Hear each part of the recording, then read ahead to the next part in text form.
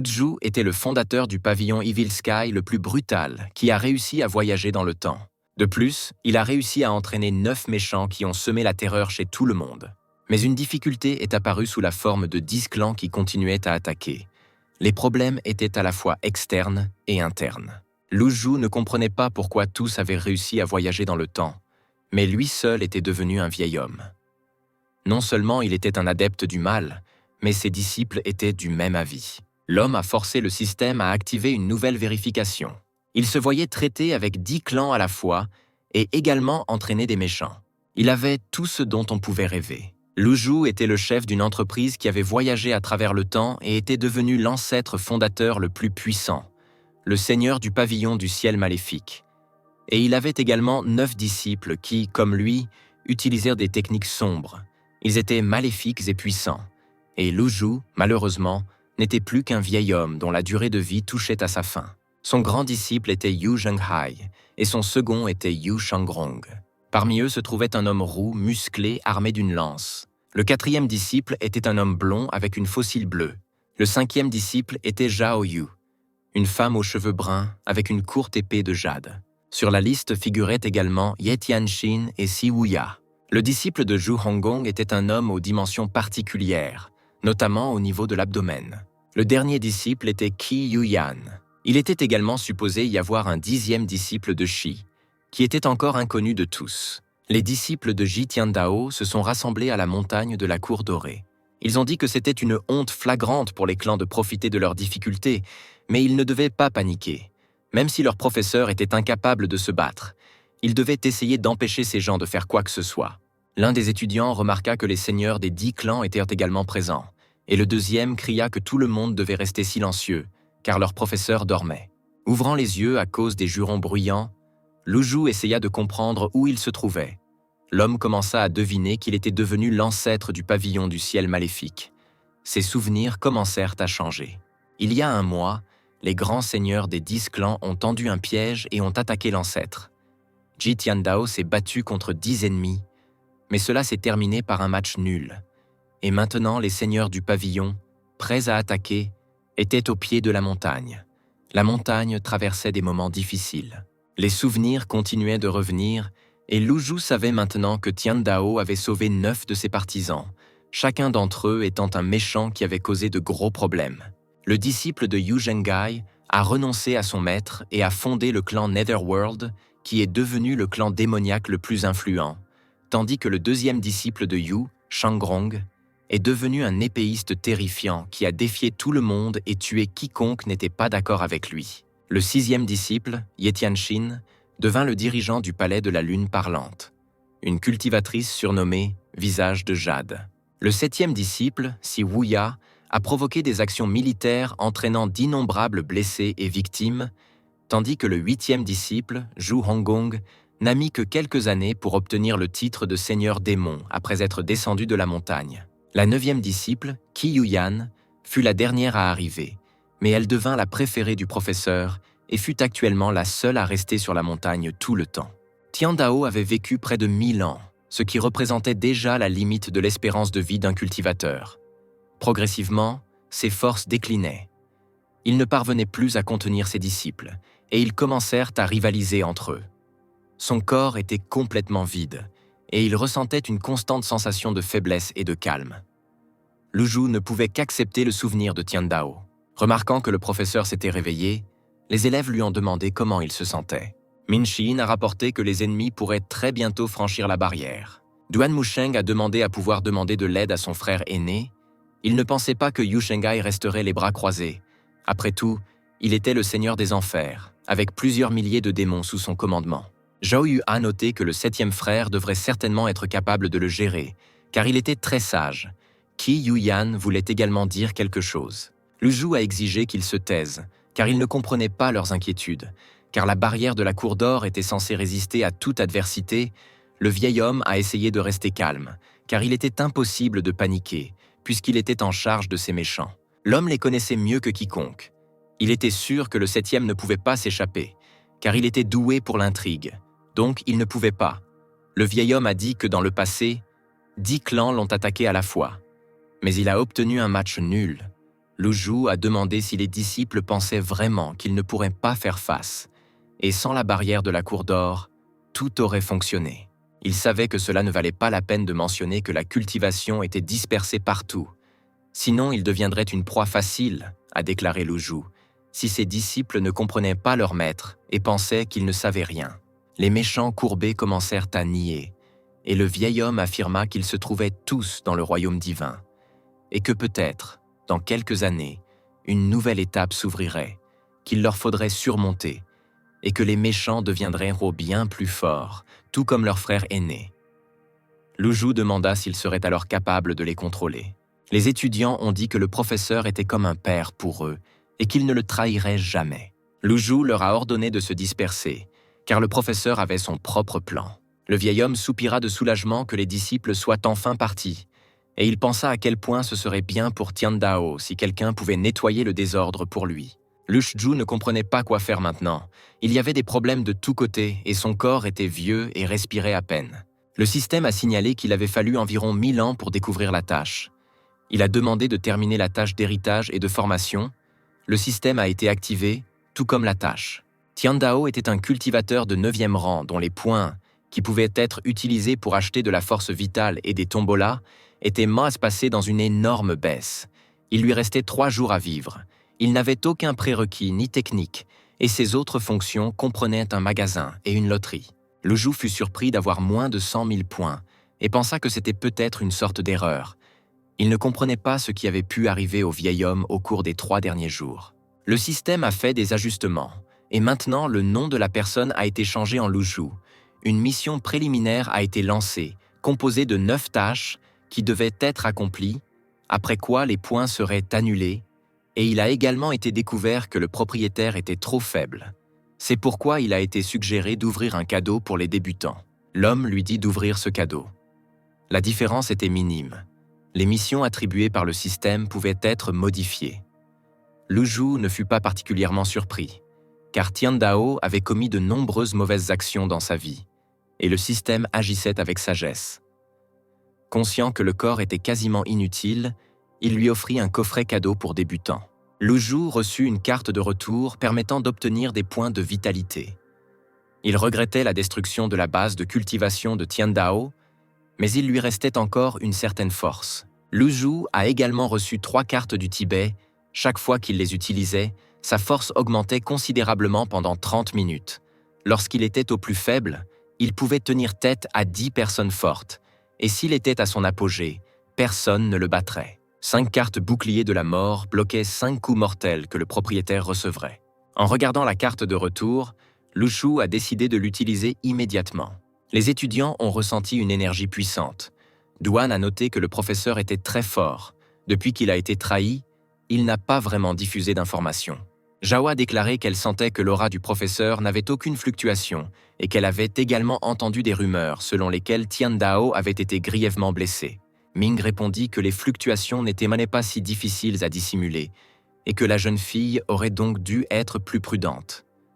À en juger par les actions du vieil homme, tout était sous contrôle, car le professeur aimait plus que tout le monde le petit Qi. Shi Yin lui demanda de quelle fluctuation d'énergie il s'agissait. Yu Yan répondit qu'elle l'ignorait, le professeur étant invincible. Les clans ont dit aux démons de la cour d'or d'écouter attentivement. Ils ont été encerclés et fortement conseillés de sortir et d'accepter leur mort. Ming a expliqué que c'était Zhu Jifeng du clan de l'épée céleste qui venait de faire une percée. Il était dans le royaume des divinités. Alors Shi Yin pensait que cette personne ne serait pas capable de vaincre même sa petite sœur. Malheureusement, il y avait trop d'adversaires, mais il n'y avait pas lieu de les craindre. Cependant, les méchants auraient du mal, car certains des cultivateurs étaient au niveau de l'esprit primordial. Il ne semblait pas que les étudiants puissent y faire face. Ils ne pouvaient qu'espérer que le professeur avait un plan d'évasion. Min a demandé si quelqu'un les arrêterait s'ils voulaient s'échapper. Musheng a déclaré qu'il ne pouvait pas partir tant que le professeur ne lui avait pas donné l'arme. Et Zhao a demandé ce qui était le plus important pour l'homme, sa vie ou l'arme. Yu Yan, penché sur l'arbre, demanda s'il n'avait pas pensé à se battre aux côtés du professeur. Le professeur avait travaillé si dur pour le renseigner à tous, et maintenant, qui ne pouvait pas comprendre comment les étudiants pouvaient faire une telle chose? Zhao a répondu que sa sœur n'était pas arrivée depuis longtemps, donc elle n'avait pas encore compris. Tiandao les a certainement entraînés, mais on ne pouvait pas dire qu'il s'est beaucoup appris, et il était peu probable qu'il devienne plus fort grâce à cet entraînement. Shiyin a noté que Yuyan était trop naïf. Ils avaient à la fois la renommée et la réputation, et ils avaient reçu la formation appropriée, qui a déclaré que ce n'était toujours pas une raison pour trahir Tiandao. Le Zhu tendit la main vers le haut, mécontent d'être encore vieux. Dans sa vie passée, même après avoir fait des heures supplémentaires, cet homme se sentait au mieux âgé de 30 ans. Il avait du mal à s'adapter à son âge actuel. Heureusement, sa peine a été prolongée de 3 à 313 jours. Il était possible d'échanger des compétences, des armes et divers points d'expérience dans le magasin, y compris des cartes de retour, ce qui signifiait que Lu Zhu pouvait augmenter sa force. Mais c'était dommage qu'il n'y ait pas beaucoup d'accessoires. Il fallait penser à quelque chose. Une attaque enflammée s'est envolée dans le dôme énergétique et le vieil homme s'est demandé si le cultivateur ne pourrait pas briser la barrière. Lorsque les 4 disciples arrivèrent, Lu Zhu réfléchit que la montagne de la cour dorée méritait d'être appelée un trésor. Les barrières qui avaient été établies se renforçaient progressivement. Même une personne qui était au niveau de l'esprit primordial aurait du mal. Qui a remarqué que le professeur semblait plus jeune? L'homme était ravi de l'arrivée des disciples, appelant Yuyan la meilleure et lui caressant la tête. Lu Zhu était surpris que le vieux démon puisse être si doux. Duan a déclaré que les clans demandaient un combat et devaient être tués. Lorsque l'ancêtre jeta un regard mécontent à Mushen, le garçon nerveux baissa immédiatement la tête. En regardant le ciel où les balles volaient et s'écrasaient sur le dôme, Lu Zhu a dit qu'il savait comment vaincre l'ennemi. Il dit à ses disciples de le suivre, et les démons obéirent sans poser de questions. Tous les clans déployèrent d'importants efforts, persuadés que la cour d'or ne résisterait pas. Ils supposèrent que l'ancêtre montagnard était gravement blessé et osèrent même sortir. Ne voulant pas laisser la cour d'or continuer à absorber l'aura sombre, considérant Tiandao comme un lâche, les guerriers décidèrent de poursuivre l'offensive. Zhu Jifeng du clan de l'épée céleste a demandé à tout le monde d'être prudent car le démon sortait. Les guerriers continuèrent d'attaquer la barrière derrière laquelle se trouvait Tiandao. Se trouvant tout au bord du dôme, il s'arrêta brusquement. Ses élèves ne comprenaient pas pourquoi le professeur ne bougeait pas. Alors qu'il naviguait dans le ciel sur un navire, le chef de l'épée céleste, Luo Changfeng, remarqua qu'1 mois s'était écoulé et que Tiandao était devenu plus jeune. Le Zhu a répondu que le ventre de Luo était toujours aussi gros. Changfeng a crié à son adversaire de ne pas faire semblant. Il pouvait tromper ses partisans mais pas les clans. Il devrait donc simplement retirer la barrière et alors tout serait terminé rapidement. Jifeng, satisfait, se tourna vers les 4 disciples restants de Tiandao et déclara que le vieil homme était grièvement blessé et qu'il était peu probable qu'il leur soit facile de leur enseigner. Zhu suggéra qu'ils détruisent le maître eux-mêmes pour avoir une chance de survie. Ming a noté à quel point il était malheureux que l'ancien disciple soit concentré sur la bataille. Il avait hâte de donner une leçon à l'homme. Et Zhao a noté que le gars avait une bonne épée.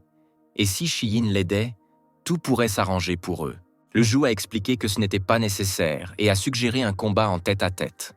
Alarmé, Jifeng se tenait sur son épée et s'envola en arrière, réalisant qu'il était trop faible pour combattre un tel adversaire. Luo a dit que personne n'avait deviné que les 9 disciples de la Cour d'Or étaient les personnes les plus fortes au-dessus du royaume divin, et qu'eux seuls étaient capables d'intimider les jeunes. Les seigneurs du clan se sont unis pour s'opposer à eux, le bien était toujours récompensé par le bien et le mal par le mal, donc les adversaires ont dû arrêter cette résistance insensée. Lu Shu a répondu que peu importait qui était en charge ici, les forces du mal ou du bien, ils étaient les maîtres ici. Même si les disciples agissaient différemment, cela n'avait pas d'importance, car les dirigeants eux-mêmes devaient tout régler. Changfeng répondit qu'au moment où le vieil homme déciderait de punir les disciples, il serait trop tard.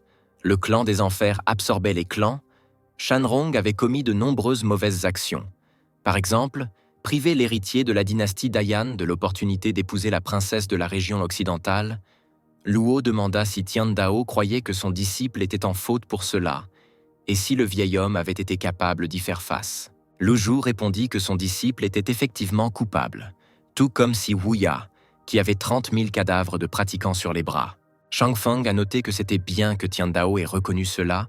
On pouvait en conclure que ses disciples avaient un professeur paresseux. Il a dit de parler s'il y avait quelque chose à dire. Lu Zhu a demandé ce qui se passerait après cela. Ils avaient des points de vue différents. Les régions de l'Ouest et du Nord étaient des races complètement différentes, pas comme elles, dont les points de vue étaient malveillants. Luo a dit que si lui, l'ancêtre des démons, avait eu assez de courage, il aurait dû sortir de derrière la barrière maintenant. L'homme dit que dans ce cas, il devrait à nouveau affronter 10 seigneurs à la fois. Shi-Yin pensait que le maître et son adversaire n'étaient pas d'accord, et qu'en cas d'affrontement, quelqu'un mourrait à coup sûr. C'était une situation très étrange. Cependant, le méchant ne pouvait rien dire. Il lui semblait que le professeur se comportait également étrangement. Il avait le pouvoir de gagner. Mais pour une raison quelconque, il ne sortait pas. Il n'y avait qu'une seule explication. En souriant, Shi-Yin devina que le professeur était blessé après tout. Après avoir franchi la barrière, Lu Zhu a déclaré qu'il était prêt à se battre. Lo décida d'utiliser la technique unique du clan de l'épée céleste, l'âme éclatante. C'était une technique très puissante que tout le monde n'oserait pas utiliser, mais cela valait la peine d'essayer. Et même en cas d'échec, ce ne serait pas effrayant. Le démon était censé mourir bientôt. Qui s'inquiétait pour le professeur? Mais Shi-Yin a dit qu'il ne pouvait pas être tué si facilement. Très probablement, il avait probablement quelque chose à montrer. Cependant, il était confronté à l'attaque la plus puissante de l'épée céleste. Même une personne au sommet du royaume de la tribulation ne pouvait pas y résister. C'était évidemment un piège de Changfeng. Lu Zhu allait utiliser la carte si nécessaire. Il comprenait que les soupçons de ses 4 élèves devenaient de plus en plus sérieux. C'était très difficile, car ce professeur était un vrai perdant. Le système a signalé qu'une mission secondaire avait été lancée. Il fallait montrer les vrais visages. Lorsque la technique Blade Flash avait accumulé suffisamment d'énergie et que l'épée flottante était devenue plusieurs fois plus grande, Luo a pointé sa main vers Lu Zhu et lui a dit de mourir. Yu Yan a crié au vieil homme de courir. Ming a également compris que même si Tian Dao n'avait pas été blessé, cela aurait été difficile pour lui. Shi-Yin a demandé pourquoi le professeur avait fait ça.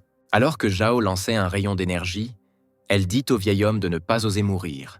Et Duan, qui attaquait également, s'exclama que si Tian Dao mourait, l'arme disparaîtrait avec lui. L'épée de l'ennemi et les rayons de ses propres disciples se précipitèrent vers le vieil homme. Lu Zhu pensait que les méchants étaient méchants pour une raison.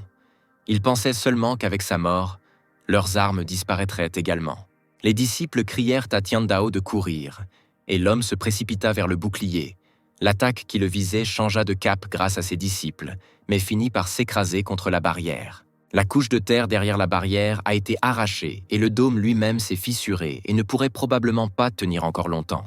Lu Zhu pensait au fait qu'il restait encore 5 attaques qui n'avaient pas été activées, mais il n'y en avait pas encore de critiques. Ce n'était pas une blague avec les méchants. Les gens criaient qu'ils savaient que le démon faisait semblant. Ils ne s'attendaient pas à ce qu'un homme honorable s'abaisse à un tel vol, ce qui était une grande honte. La vue du patriarche en fuite a donné plus de confiance aux cultivateurs. Zhao était indigné que Luo veuille tuer l'ancêtre et tout prendre pour lui-même, et les seigneurs du clan ont ridiculisé Tian Dao, qui était déjà si faible qu'il avait besoin de la protection de ses disciples. Ignorant ce discours ridicule, il regarda les cartes de pique et essaya de prendre la décision la plus correcte le plus rapidement possible. Ming demanda pourquoi le maître agissait ainsi, puisqu'il était si puissant et pouvait s'occuper seul de tout le monde.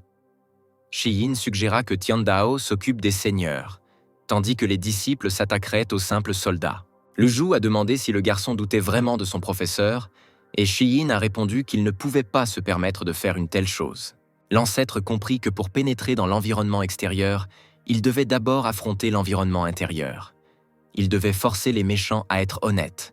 Une fois la carte utilisée, il lui resterait peu de temps.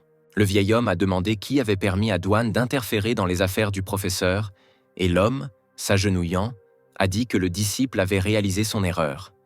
Mais il ne s'inquiétait que de la sécurité du professeur. Puisque Luo l'avait délibérément attiré dans un piège, Shi-Yin a dit que l'ancêtre n'aurait pas dû être aussi inquiet. Min a dit au 3e frère de se lever, et il a obéi. Zhao a dit au vieil homme de se rendre, et a noté qu'il avait seulement besoin de leur transmettre toutes les techniques et les armes, mais qu'il resterait toujours leur professeur pour toujours, et le Qi choqué ne comprenait pas du tout ce qui se passait. Les clans ont déclaré que même si les cieux n'avaient pas encore rétabli la justice, chacun devait recevoir sa rétribution. Et Tian Dao aurait dû être mentalement préparé à la tournure actuelle des événements. L'un des meilleurs exemples était la trahison des 5 disciples. Les cultivateurs étaient sûrs que le vieil homme finirait mal. Lu Zhu a demandé ce que Qi lui dirait. Yuyan hésita, et le vieil homme dit que tout allait bien, et la fille aurait dû dire ce qu'elle pensait. Il n'avait jamais vu un enfant aussi doux, et remarqua que lorsque ses frères quittèrent la cour d'or, ils étaient plus déprimés. La petite fille s'agenouilla et déclara que le disciple n'oserait pas. La mission secondaire étant désormais accomplie, Lu Zhu reçut la véritable vision de l'effet durable, grâce à laquelle il put découvrir que la loyauté de Xi, qui cultivait dans le royaume divin, atteignait 60% et ne cessait de croître. La loyauté de Ming était de 15% et en baisse. La loyauté de Duan était de 23% et continuait de baisser. La loyauté de Zhao était de 35% et a également continué à baisser. Le système prévoyait que lorsque la loyauté atteindrait 0, les disciples se rebelleraient contre le vieil homme. La loyauté des 3 disciples les plus anciens continua de décliner, mais ce n'était pas surprenant. L'homme déclara qu'il était inutile de faire semblant, qu'il était vraiment blessé. Les yeux de Changfeng brillaient. Il était content de cette tournure des événements, car maintenant il savait avec certitude qu'il pouvait facilement faire face à l'ennemi. La fidélité des 3 étudiants les plus âgés a immédiatement chuté à 5%. Ensuite déclaré que cela ne signifiait pas qu'ils pouvaient se rebeller contre leur professeur, après quoi les disciples ont été surpris de ressentir la force du vieil homme. Lu Zhu a utilisé une carte qui l'a ramené à son apogée. Les 3 disciples seniors qui ont été touchés par la vague d'énergie ont craché du sang en volant en arrière, et les yeux de Yuyan s'écarquillèrent de surprise. Une forte rafale de vent a atteint les cultivateurs derrière la barrière, les faisant presque tomber. Finalement, se retrouvant à terre, les disciples se mirent aussitôt à genoux. Continuant à tousser, ils disaient que les disciples avaient tout compris. Choqué, Qi regarda son professeur, englouti par les flammes, qui était incroyablement heureuse de ressentir un pouvoir aussi incroyable. Comme s'il s'agissait d'une explosion, un rayon de feu jaillit dans le ciel, détruisant le bouclier. L'eau était choquée que le méchant blessé ait un tel pouvoir qu'il puisse franchir la barrière. Les cultivateurs qui venaient de voir le vieil homme s'enfuir étaient maintenant effrayés, ressentant un mauvais pressentiment.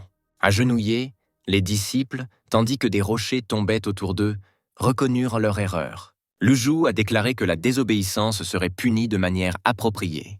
Tian Dao a pointé son doigt vers les disciples, et ils ont été à nouveau renversés par une vague d'énergie. Se détournant des méchants, le vieil homme dit qu'il s'occuperait d'eux plus tard, mais maintenant il ouvrit la fenêtre du système. Il restait encore 29 minutes, et ses élèves ont vite retenu la leçon. Il ne reste désormais que des milliers de cultivateurs et leurs seigneurs. Lu Zhu s'est soulevé du sol et s'est envolé dans le ciel à la vitesse de l'éclair. Tian Dao dit que pour que chacun connaisse le véritable pouvoir, il était temps d'illuminer l'obscurité. Et pour cela, l'homme fit appel au Dharmakaya. Dans le ciel autour de S, entouré de lumière dorée, et sous lui, un lotus doré à 8 pétales tournait rapidement. Voyant ce qui se passait, l'eau recula rapidement. Choqué, il exigea que l'ennemi soit arrêté. Les autres seigneurs se sont également empressés de créer leurs avatars dans les airs, qui servaient de mur derrière lequel les cultivateurs se cachaient. Le Dharmakaya était l'une des techniques les plus puissantes du Tian Dao. Jifeng ordonna de ne pas paniquer, car malgré le fait que le Dharmakaya était une technique très puissante, elle nécessitait une quantité colossale d'énergie.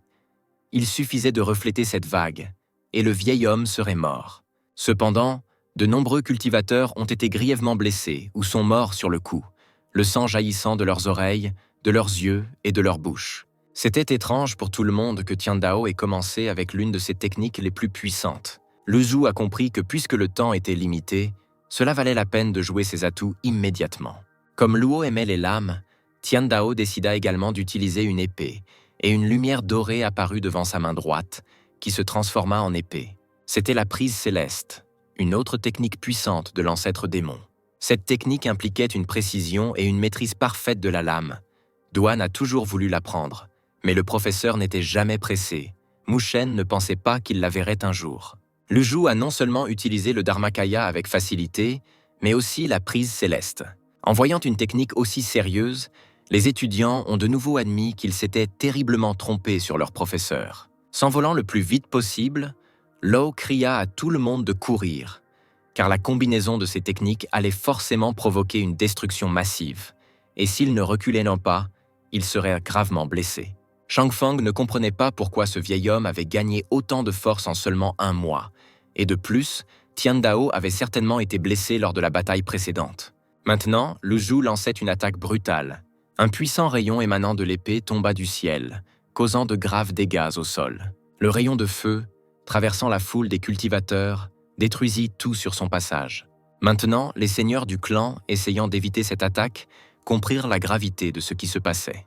Il y a un mois, ce vieux démon avait déjà utilisé le Dharmakaya pour vaincre 10 ennemis, mais il n'aurait jamais pensé que Tian Dao utiliserait à nouveau cette technique. L'un des dirigeants a remarqué que l'ancêtre avait désormais recours à elle comme par désespoir. Cependant, Chang Feng remarqua que Lu Zhu semblait très détendu. Le démon réfléchit que tout était une question de cartes.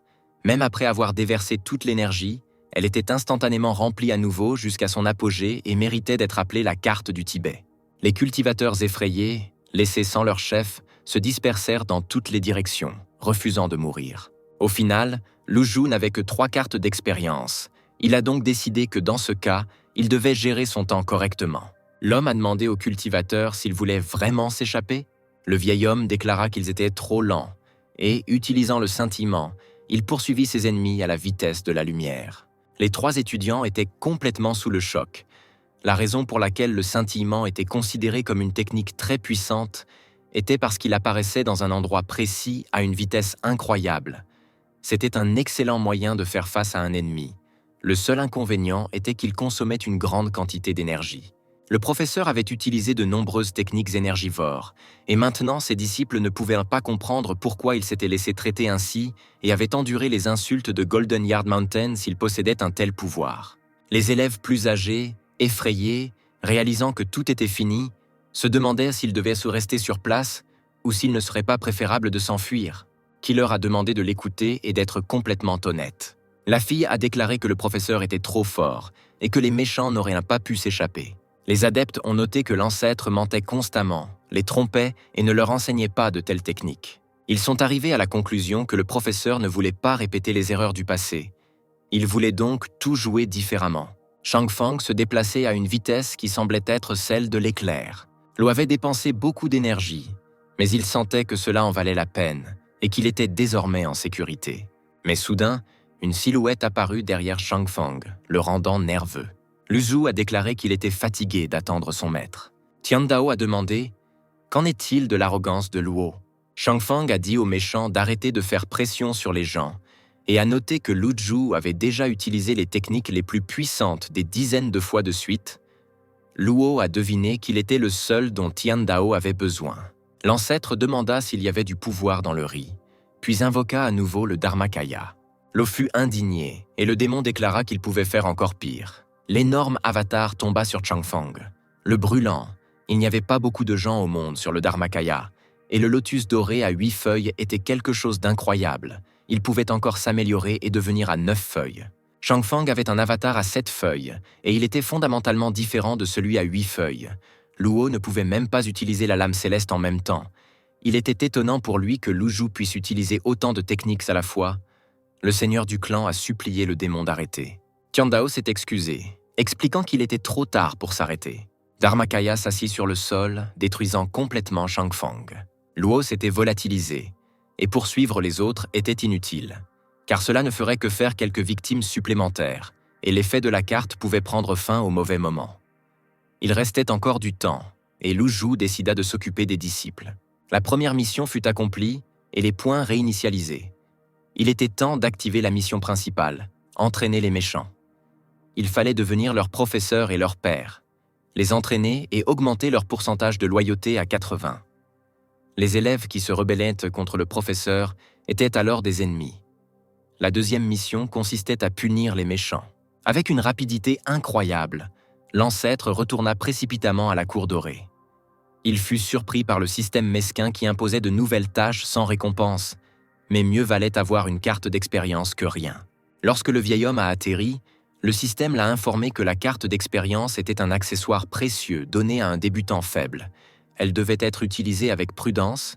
Il lui a également conseillé de travailler plus dur pour augmenter sa force.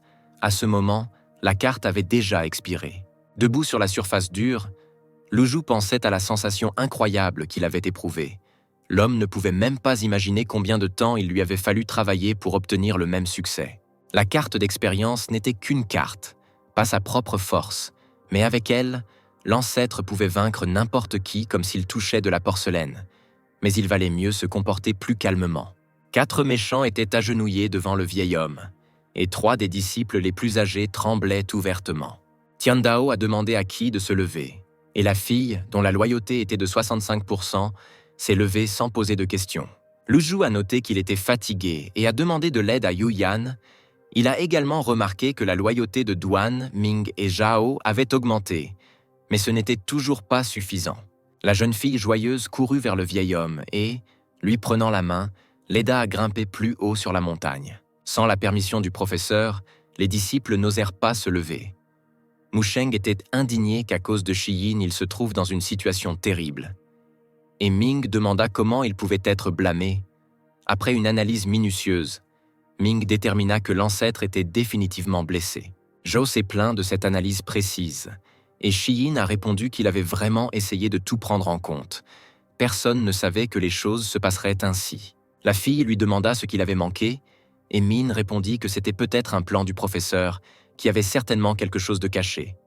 Les élèves songeaient à s'enfuir à nouveau, mais ils comprirent qu'ils n'en avaient aucune chance. Le professeur venait de poursuivre les 10 seigneurs du clan, en utilisant le scintillement et le dharmakaya, et il ne serait certainement pas resté assis tranquillement, sachant que ses disciples s'étaient échappés. Lu Zhu a demandé à la petite Yu Yan depuis combien de temps elle était sur la montagne, et la fille a répondu qu'elle suivait le professeur depuis 5 ans. Pensant que Tiandao s'était entouré de monstres, l'homme a demandé à Qi si elle savait ce qui n'allait pas. Commençant à s'incliner avec diligence, se fracassant presque le front sur le sol, la fille dit qu'elle n'aurait pas dû écouter ses frères et qu'elle aurait toujours dû croire au professeur. Le vieil homme s'étouffa presque et dit que ce n'était pas ce qu'il voulait dire. L'ancêtre expliqua qu'à la fin de l'année, elle avait quitté la cour d'or et volé les livres de cultivation. Les souvenirs de Lu Zhu n'étaient pas si complets. Il ne comprenait donc pas pourquoi la fille avait fait ça. L'homme lui a demandé pourquoi elle avait fait une telle chose. Et Qi a répondu qu'elle savait qu'elle avait tort. Le 4e frère a dit que ceux qui n'étaient pas sur la liste noire ne pouvaient pas devenir membres à part entière de Golden Court Mountain. Alors elle a fait ce qu'elle a fait. Ne s'en souvenant pas, le vieil homme demanda de quel genre de liste noire il s'agissait. Yu Yan a expliqué qu'il s'agissait d'une liste de classement compilée par des cultivateurs et que tous ceux qui y figuraient étaient des méchants, les frères et sœurs étant dans le top 30. Tiandao était en première place. Maintenant, Lu Zhu réalisa que l'enseignement et les conseils manquaient et que c'était parce qu'il était un mauvais professeur. Surpris, Qi ne comprenait pas ce qui arrivait au professeur. L'homme dit que Yu Yan était sa disciple la plus aimée et qu'elle ne devait donc plus commettre de mauvaises actions. Il demanda à la jeune fille de se lever, et Qi, qui l'écoutait, rit, constatant que le professeur était le meilleur et que Yu Yan serait toujours à ses côtés. La fille lui massa les épaules et le vieil homme pensa que, malgré le fait que Tiandao avait entraîné 8 méchants, l'un d'eux avait encore une conscience. S'il n'était pas apparu, elle serait probablement également devenue méchante. Qui n'était pas encore complètement amère, et elle avait un cœur très vulnérable, malgré le fait qu'elle soit étrange. Le système annonça que la loyauté de Qi avait atteint 80%, ce qui valut à Lu Zhu une récompense de 100 points. Dans sa vie passée, tout dépendait du chef de l'entreprise. Ils étaient similaires, et ici, la formation de Tiandao avait une influence particulière. Plus on insistait, plus on en tirait profit. Le vieil homme a demandé à la fille d'appeler 3 étudiants. S'inclinant profondément, les partisans, dont la loyauté s'était encore accrue, implorèrent la clémence. Tant qu'il y avait au moins quelques changements positifs, les indicateurs auraient dû croître. Zhao a essayé de se justifier en disant qu'ils étaient confus et paniqués, mais qu'ils n'avaient aucune intention de le trahir. Duan a déclaré qu'il était ici depuis 100 ans. Même après avoir été ici pendant si longtemps, il n'avait pas beaucoup de mérite, mais il était prêt à travailler dur pour corriger cela. Min a déclaré qu'au cours des 60 années passées ici, il n'avait jamais trahi son professeur et a donc imploré sa clémence. Se détournant des étudiants, Lu Zhu soupira pensivement, ce qui surprit les étudiants. Le vieil homme a demandé au 3e étudiant à quelle place il se trouvait sur la liste noire. Duan a répondu qu'il était à la 18e place, Ming à la 25e place, et Zhao a dit qu'elle était moins chanceuse, elle n'était qu'à la 28e place. L'ancêtre s'est indigné qu'il soit difficile d'élever de bons disciples. Il a demandé si être sur la liste noire était vraiment un motif de fierté. Ils l'ont tous déshonoré. Les étudiants ont crié que les disciples avaient admis leur erreur. Luzhu en avait assez d'être lui-même en tête de liste, et il a déclaré que puisque les étudiants admettèrent leur erreur, il était temps de changer. Les adeptes ne comprenaient pas comment ils étaient censés changer. Souriant gentiment, le vieil homme dit qu'à partir de ce moment, il devait cesser de commettre des atrocités et demanda s'il pouvait lui promettre la même chose. Les 3 étudiants se figèrent sur place, regardant leur professeur avec des regards incompréhensibles. Luzhu a déclaré que les 4 n'avaient rien compris du tout, puis les disciples ont accepté l'ordre. L'ancêtre a expliqué qu'il ne serait pas leur professeur toute leur vie. Il les aidait seulement à s'améliorer, mais il ne pouvait pas leur apprendre à être des personnes. Le vieil homme a également fait des erreurs, mais a essayé de s'assurer que ses stupides disciples les évitent. L'homme a souligné que la barrière de la montagne Golden Yard avait été brisée, et qu'en guise de punition, Duan et Ming devaient aussi rendre et la réparer. Et lorsqu'ils auraient terminé, ils pourraient être libres. Cette tâche équivalait à l'emprisonnement, car la barrière ne pouvait pas être achevée rapidement. Cela prendrait 8 à 10 ans, ce qui était une punition appropriée. C'était mieux que de tuer. Mushen et Shiyin acceptèrent joyeusement cette punition. Luzhu a demandé si Zhao avait des objections à ce que ses 3e et 4e frères restent sur la montagne en guise de punition pour expier leur culpabilité. La jeune fille répondit qu'elle avait obéi à ses ordres et qu'elle n'avait aucune objection, mais qu'il y avait un « mais ». Les étudiants ne comprenaient pas vraiment pourquoi ils étaient punis. Ces méchants suivaient Tiandao depuis longtemps. Le démon avait obscurci leur esprit et ils avaient perdu la capacité de juger le bien et le mal. L'homme a demandé à Yuyan de leur dire ce qui était bien et ce qui était mal. La fille a dit qu'aider les gens était bien et leur faire du mal était mal. C'était une réponse qu'elle avait inventée à la volée, mais elle n'a jamais pensé que c'était bien.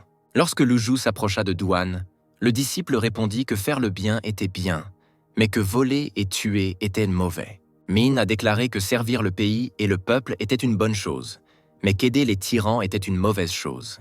Leur réponse était trop hypocrite. Le vieil homme s'attendait à autre chose. Il disait que la vie des gens était courte, qu'il n'était pas nécessaire de penser aux vertus supérieures et de servir le pays. Il n'était pas nécessaire d'essayer de paraître bon. Il fallait être une personne avec une conscience tranquille. Les étudiants pensèrent que le professeur n'était plus le même qu'avant. Il y a un mois, il avait dit qu'il pouvait tuer quiconque ne leur plaisait pas.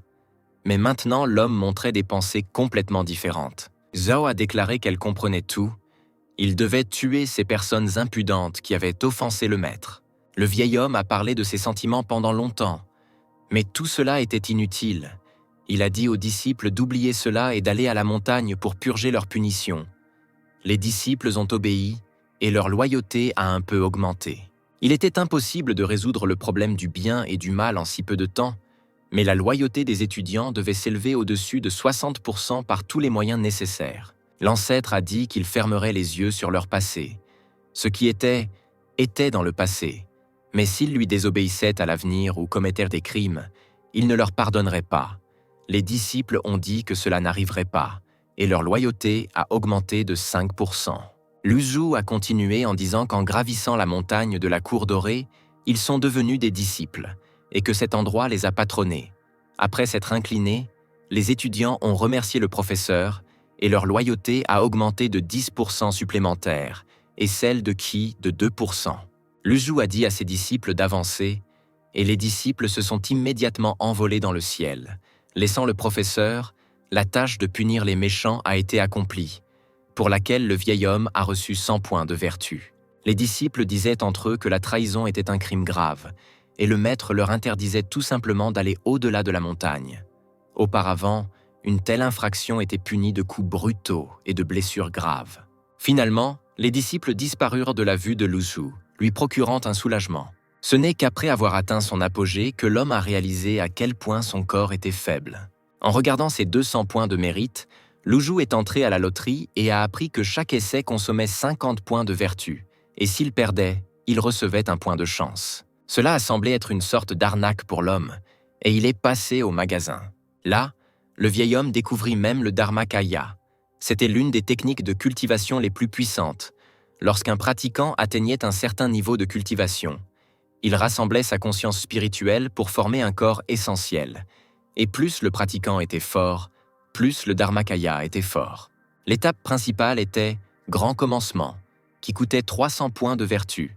transformation des deux commencements, coûtait 1000 points, et le prix de Cole Seigneur des 1000 ruisseaux était inconnu. À ce niveau de cultivation, un démon puissant comme Tiandao ne pouvait atteindre que la grotte à 8 feuilles des 100 tribulations. Il y avait des signes d'une percée dans la grotte à 9 feuilles des 100 tribulations. Mais il était encore loin du cercle des 1000 mondes. Le seigneur des 1000 courants était le légendaire Dharmakaya, et Luju décida de ne pas trop penser à l'avenir. Il avait besoin de rassembler ses pensées. Il décida d'abord de tenter sa chance à la loterie. C'est ainsi que l'homme a pu obtenir la carte des virages. Le vieil homme était incroyablement heureux d'avoir une si grande chance de gagner. Il lui restait encore 150 points, mais Luju décida de les laisser afin d'acheter un Dharmakaya amélioré plus tard. Habituellement, le processus de cultivation consistait à tempérer le corps de manière céleste. En atteignant le niveau Tongsuan, on pouvait maîtriser l'utilisation du Dharmakaya de première étape.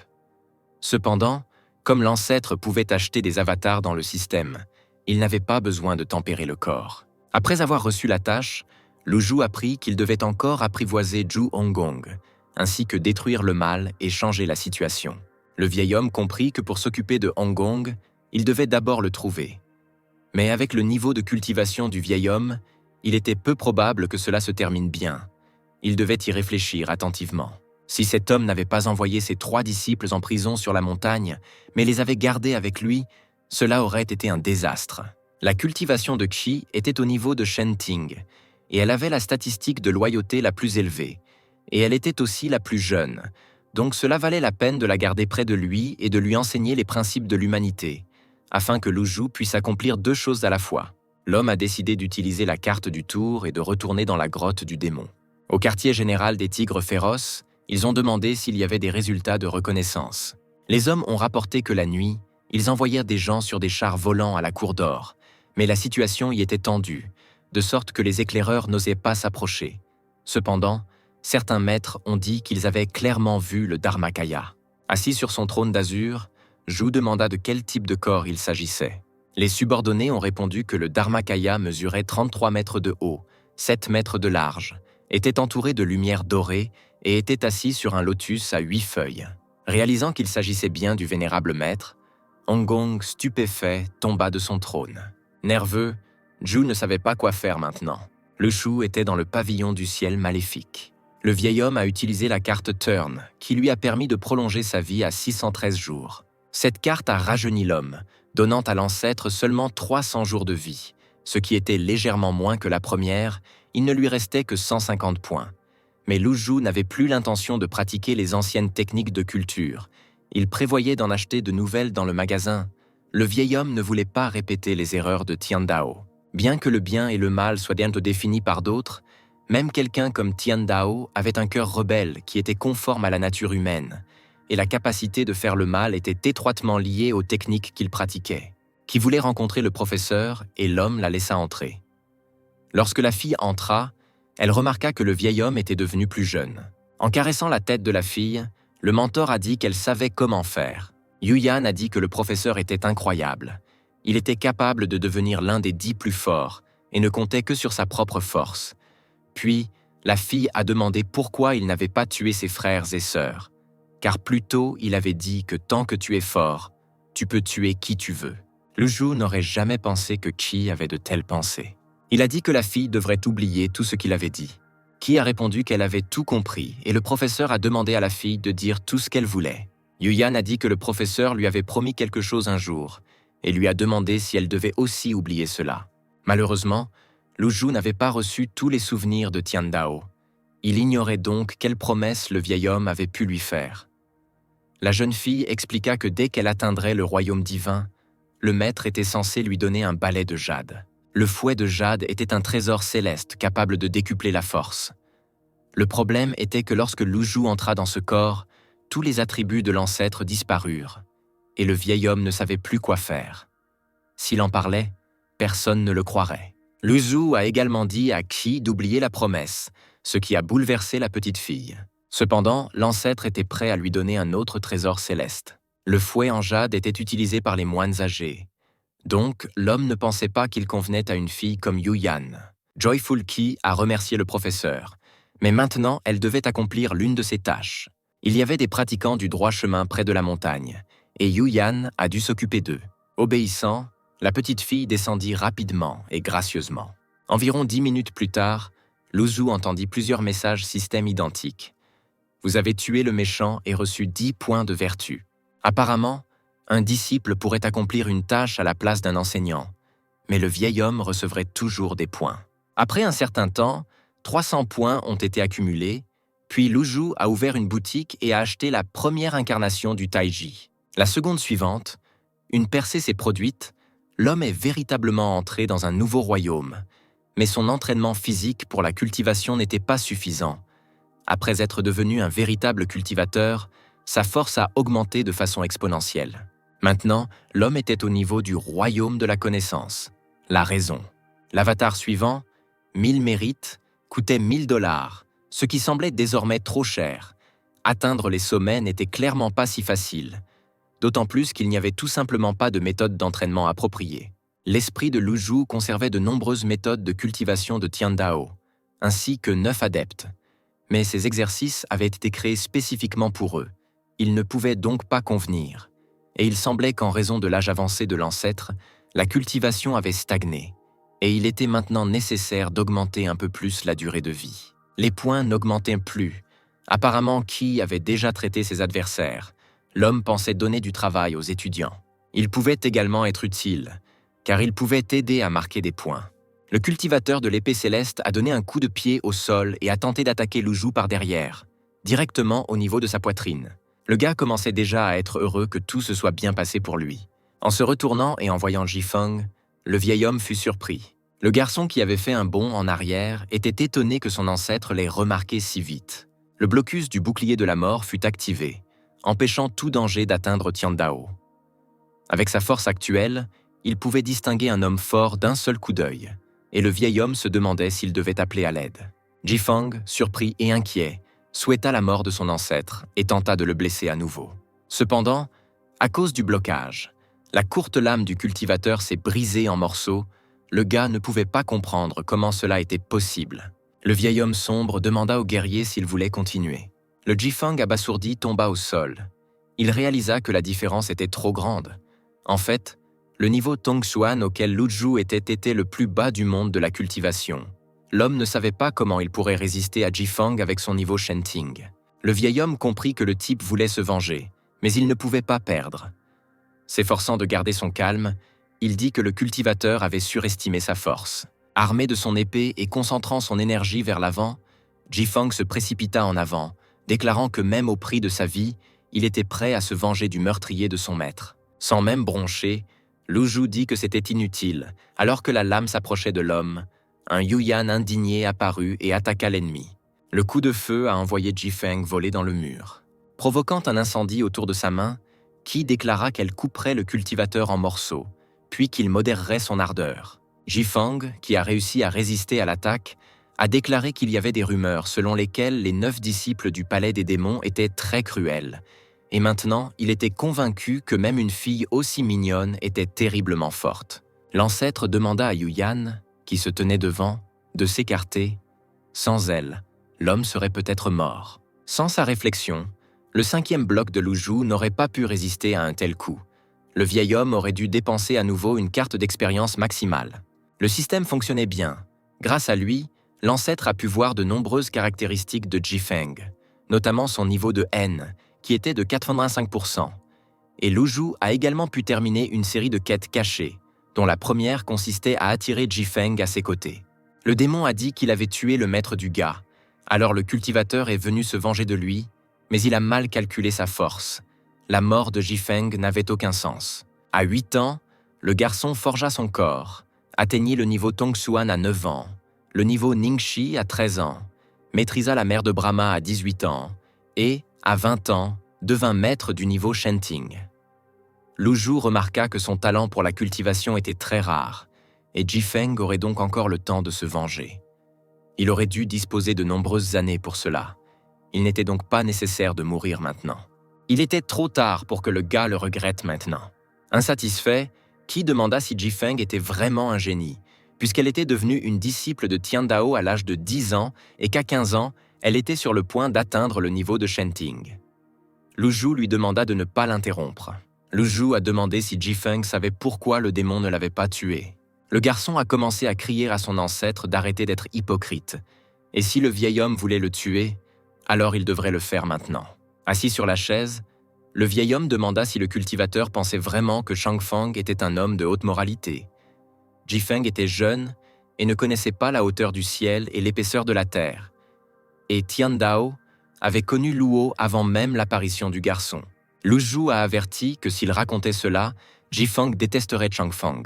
L'homme a demandé si le cultivateur voulait entendre cela. Jifeng était sûr que le démon voulait semer la discorde.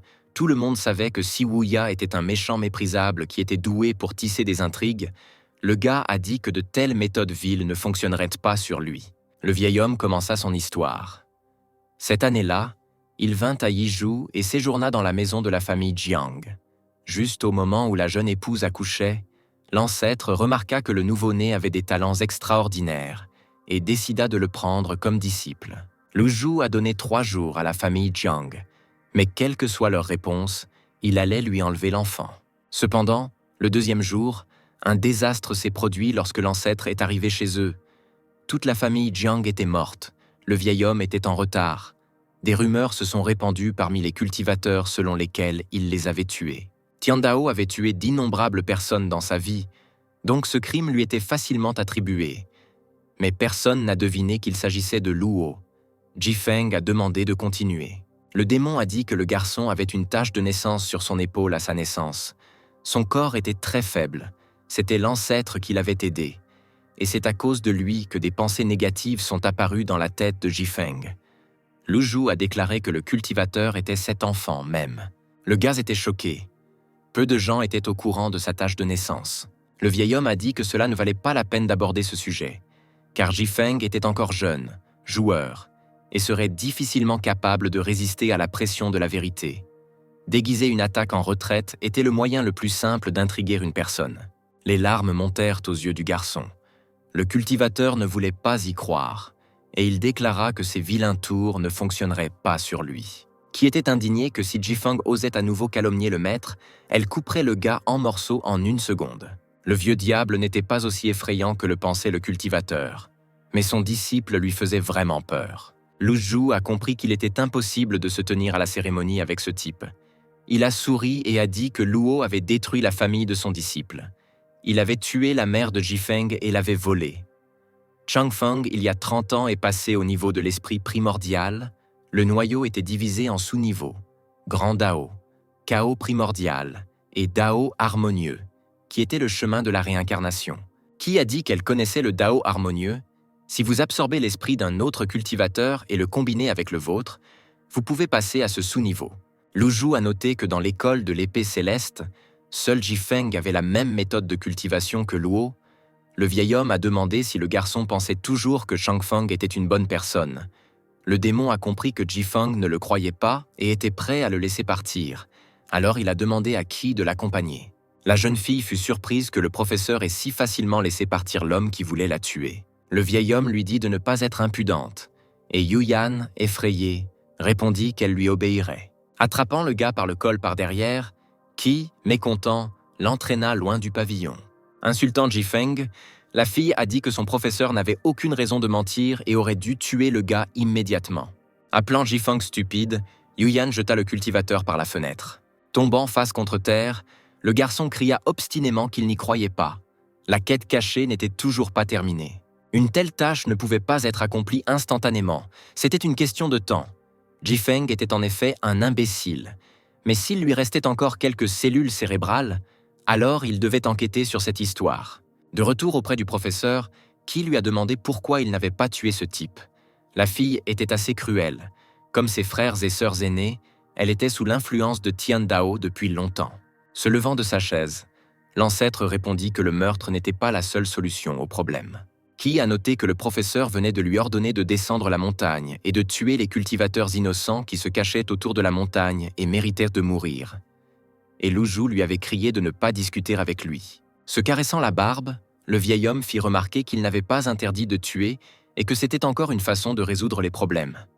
Le système informa l'étudiant qu'il avait commis un acte répréhensible et lui retirerait un nombre de points de vertu correspondant. Cette nouvelle indigna l'homme. Lu Zhu demanda à Yuyan d'appeler ses frères et sœurs. Puis, il demanda au système combien de points de vertu il lui restait et s'il serait encore déduit. Il semblait qu'à cause des élèves, on pouvait à la fois gagner et perdre des points en commettant le mal. Mais l'homme ne savait pas encore précisément ce qui était considéré comme mal en ce monde. Après un certain temps, les 4 disciples apparurent devant le vieil homme dans le pavillon du ciel maléfique. L'ancêtre leur a demandé de lui raconter ce qu'ils venaient de faire. Shi-In répondit qu'ils inspectaient le Golden Yard comme d'habitude et qu'ils n'avaient rien fait de mal. Lu Zhu a dit qu'il devait savoir qu'il n'aimait pas les menteurs. Inclinant la tête, Min rapporta qu'il avait vu des chasseurs sur les contreforts sud, mais qu'il était impossible de chasser sur la montagne. Il admit son erreur et dit qu'il devait tuer ces gens. Shi-In a noté que la montagne Golden Yard était un terrain d'entraînement pour les cultivateurs, et personne ne devrait le savoir. Il s'agissait probablement de disciples infiltrés envoyés par de grands clans.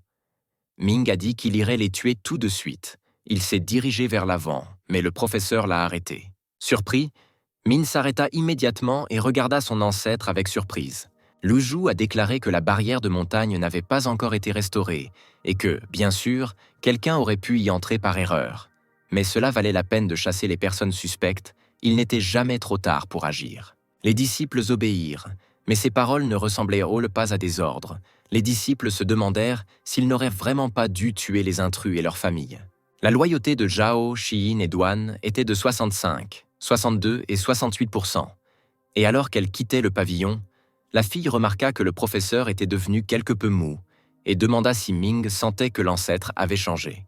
Se frottant pensivement le menton, Shi-In dit « Ne te précipite pas, n'agis pas aveuglément, apprends de tes erreurs. » On dirait que le professeur essaie de nouvelles méthodes. Se précipitant hors des marches, Musheng dit qu'ils auraient simplement dû écouter le professeur et que le reste n'avait pas d'importance. Lu Zhu se détendait dans le pavillon lorsque le système annonça qu'il recevrait une récompense de 150 points pour avoir sauvé 15 vies innocentes.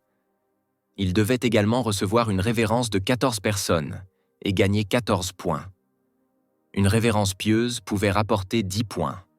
Le premier indice était qu'une révérence pieuse octroyait un bonus décuplé, contrairement à une révérence ordinaire et à la sienne.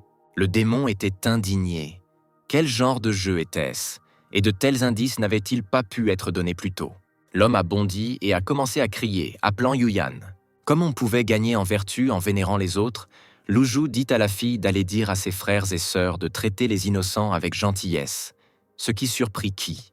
Pendant ce temps, Angun a été informé que le Talking Moon Palace avait répondu. Zhu, hors de lui de joie, fit des mouvements brusques, faisant voler en éclats le tonneau d'eau dans lequel il se trouvait, et demanda ce qu'il y avait dans la lettre. Le subordonné répondit que la maîtresse du palais avait écrit que le vieux diable de la montagne de la cour dorée avait réussi à tuer Shangfang, ce qui signifiait que sa cultivation s'était rétablie et que Tianqin ne pouvait rien faire pour l'aider. Elle a également écrit que le patron était trop faible et devait bien se cacher. Hong Gong est tombé à ce moment-là, glissant sur le savon. Se couvrant d'une serviette, Zhu était terrifié, ne comprenant pas comment Tian Dao pouvait être aussi puissant. Hong Gong dit à ses subordonnés de ne pas paniquer, car il était avec eux et il n'y avait donc rien à craindre. En parcourant son domaine, Lu Zhu a reçu une notification indiquant qu'il avait reçu 50 points pour avoir apprivoisé Hong Gong. L'homme perplexe ne comprenait pas pourquoi il recevait des points de vertu alors qu'il n'avait rien fait à Zhu. En regardant ses statistiques, le vieil homme pensait qu'il était encore faible, même s'il avait trouvé une nouvelle façon de gagner des points. C'était encore trop peu pour acheter un équipement normal. Il lui fallait plus de 1000 points. Avec ces points, Lu Zhu ne pouvait ouvrir que quelques coffres de récompense et tenter sa chance. Le système dit de payer 50 points pour obtenir Bez. Bez était une bête permanente unique. Lu Zhu ne s'attendait pas à obtenir une bête aussi rare à la loterie. Devant lui, dans une lueur ardente, se tenait une bête ailée semblable à une chèvre, avec une queue de lion et 2 paires d'oreilles. Tian Dao possédait diverses techniques de culture, armes et même cette monture rare. Après tout, c'était un ancien démon ayant vécu 1000 ans et accumulé beaucoup de choses.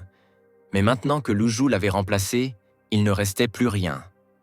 Dans un monde comme celui-ci, ceux qui ne pouvaient attraper des destriers pouvaient utiliser des épées volantes ou d'autres moyens. Mais cela n'était pas comparable aux bêtes. Si les événements se déroulaient à notre époque, Alors Bèze pourrait être assimilée à une voiture de luxe. Plus le niveau de la créature était élevé, plus elle était forte. D'un geste désinvolte de la main, le vieil homme donna un ordre à Bèze, et la bête, s'élevant dans le ciel, disparut. Les 4 disciples au pied de la montagne restèrent figés sur place, les yeux levés. Un douane choqué a dit qu'il devait avoir des problèmes de vision puisqu'il venait de voir une puissante poussée d'énergie. Zhao a répondu qu'elle l'avait vu aussi. Et Ming s'est rendu compte que le professeur avait délibérément caché sa bête pour qu'il ne la voie pas. Les étudiants ont décidé qu'ils devaient continuer à faire comme si de rien n'était. Après cela, Lu Zhu a participé à la loterie 3 fois de plus, mais il n'a rien obtenu. À la fin, il n'a reçu que des points de chance. Il ne lui restait que 44 points, et il ne pouvait plus attendre. L'une des récompenses était encore assez généreuse. L'homme a joué à cette loterie 4 fois et a reçu Bèze et a pu économiser beaucoup, donc Lu Zhu n'était pas contrarié. Il y avait 3 cavaliers près de la cour d'or. L'un d'eux demanda au commandant pourquoi le patriarche avait envoyé Yuyan sur cette montagne en premier lieu, puisque l'endroit n'avait pas une très bonne réputation. Un autre cavalier répondit que le patriarche n'avait tout simplement pas le choix. Il avait peur du vieux démon. Alors il envoya Qi là-bas, espérant que l'ancêtre aiderait leur clan. Le commandant a dit qu'il avait entendu dire qu'il y a quelques jours, le vieux démon avait eu recours à la force pour se débarrasser des 10 sectes et de Changfang. Si cette personne était en esprit maintenant, peut-être qu'il les aiderait. Quelqu'un, effrayant les cavaliers dans les airs, a demandé de manière menaçante qui osait gravir la montagne Golden Yard. Les hommes descendirent de leurs chevaux et s'inclinèrent profondément. Le commandant répondit qu'il s'agissait du clan Xi de la ville d'Anyang et qu'ils aimeraient beaucoup rencontrer le maître. Rebondissant sur la surface de la montagne et des arbres, quelques secondes plus tard, Shiyin dominait déjà le commandant. Duan se tenait également au-dessus d'eux et remarqua que Xi était le clan de leur jeune sœur. Ming a dit que selon le nouvel ordre, il ne pouvait pas tuer les cavaliers sur place et il devait être bienveillant. De plus, les gens étaient du clan Yuyan. Zhao a noté que le 4e frère avait raison. Souriant, Shiyin tendit la main aux gens et leur demanda de se lever. Horrifié et couvert de sueur froide, le commandant pensa qu'il y avait quelque chose de vraiment cruel caché dans ce sourire. Il dit qu'il ne ferait pas ça. Ming a répondu que c'était un peu impoli de leur part, car les hommes étaient du clan Yuyan et étaient donc leur famille, et leur famille ne devrait pas être aussi respectueuse. Secouant la tête négativement, les hommes ont dit qu'ils n'oseraient pas se présenter autrement.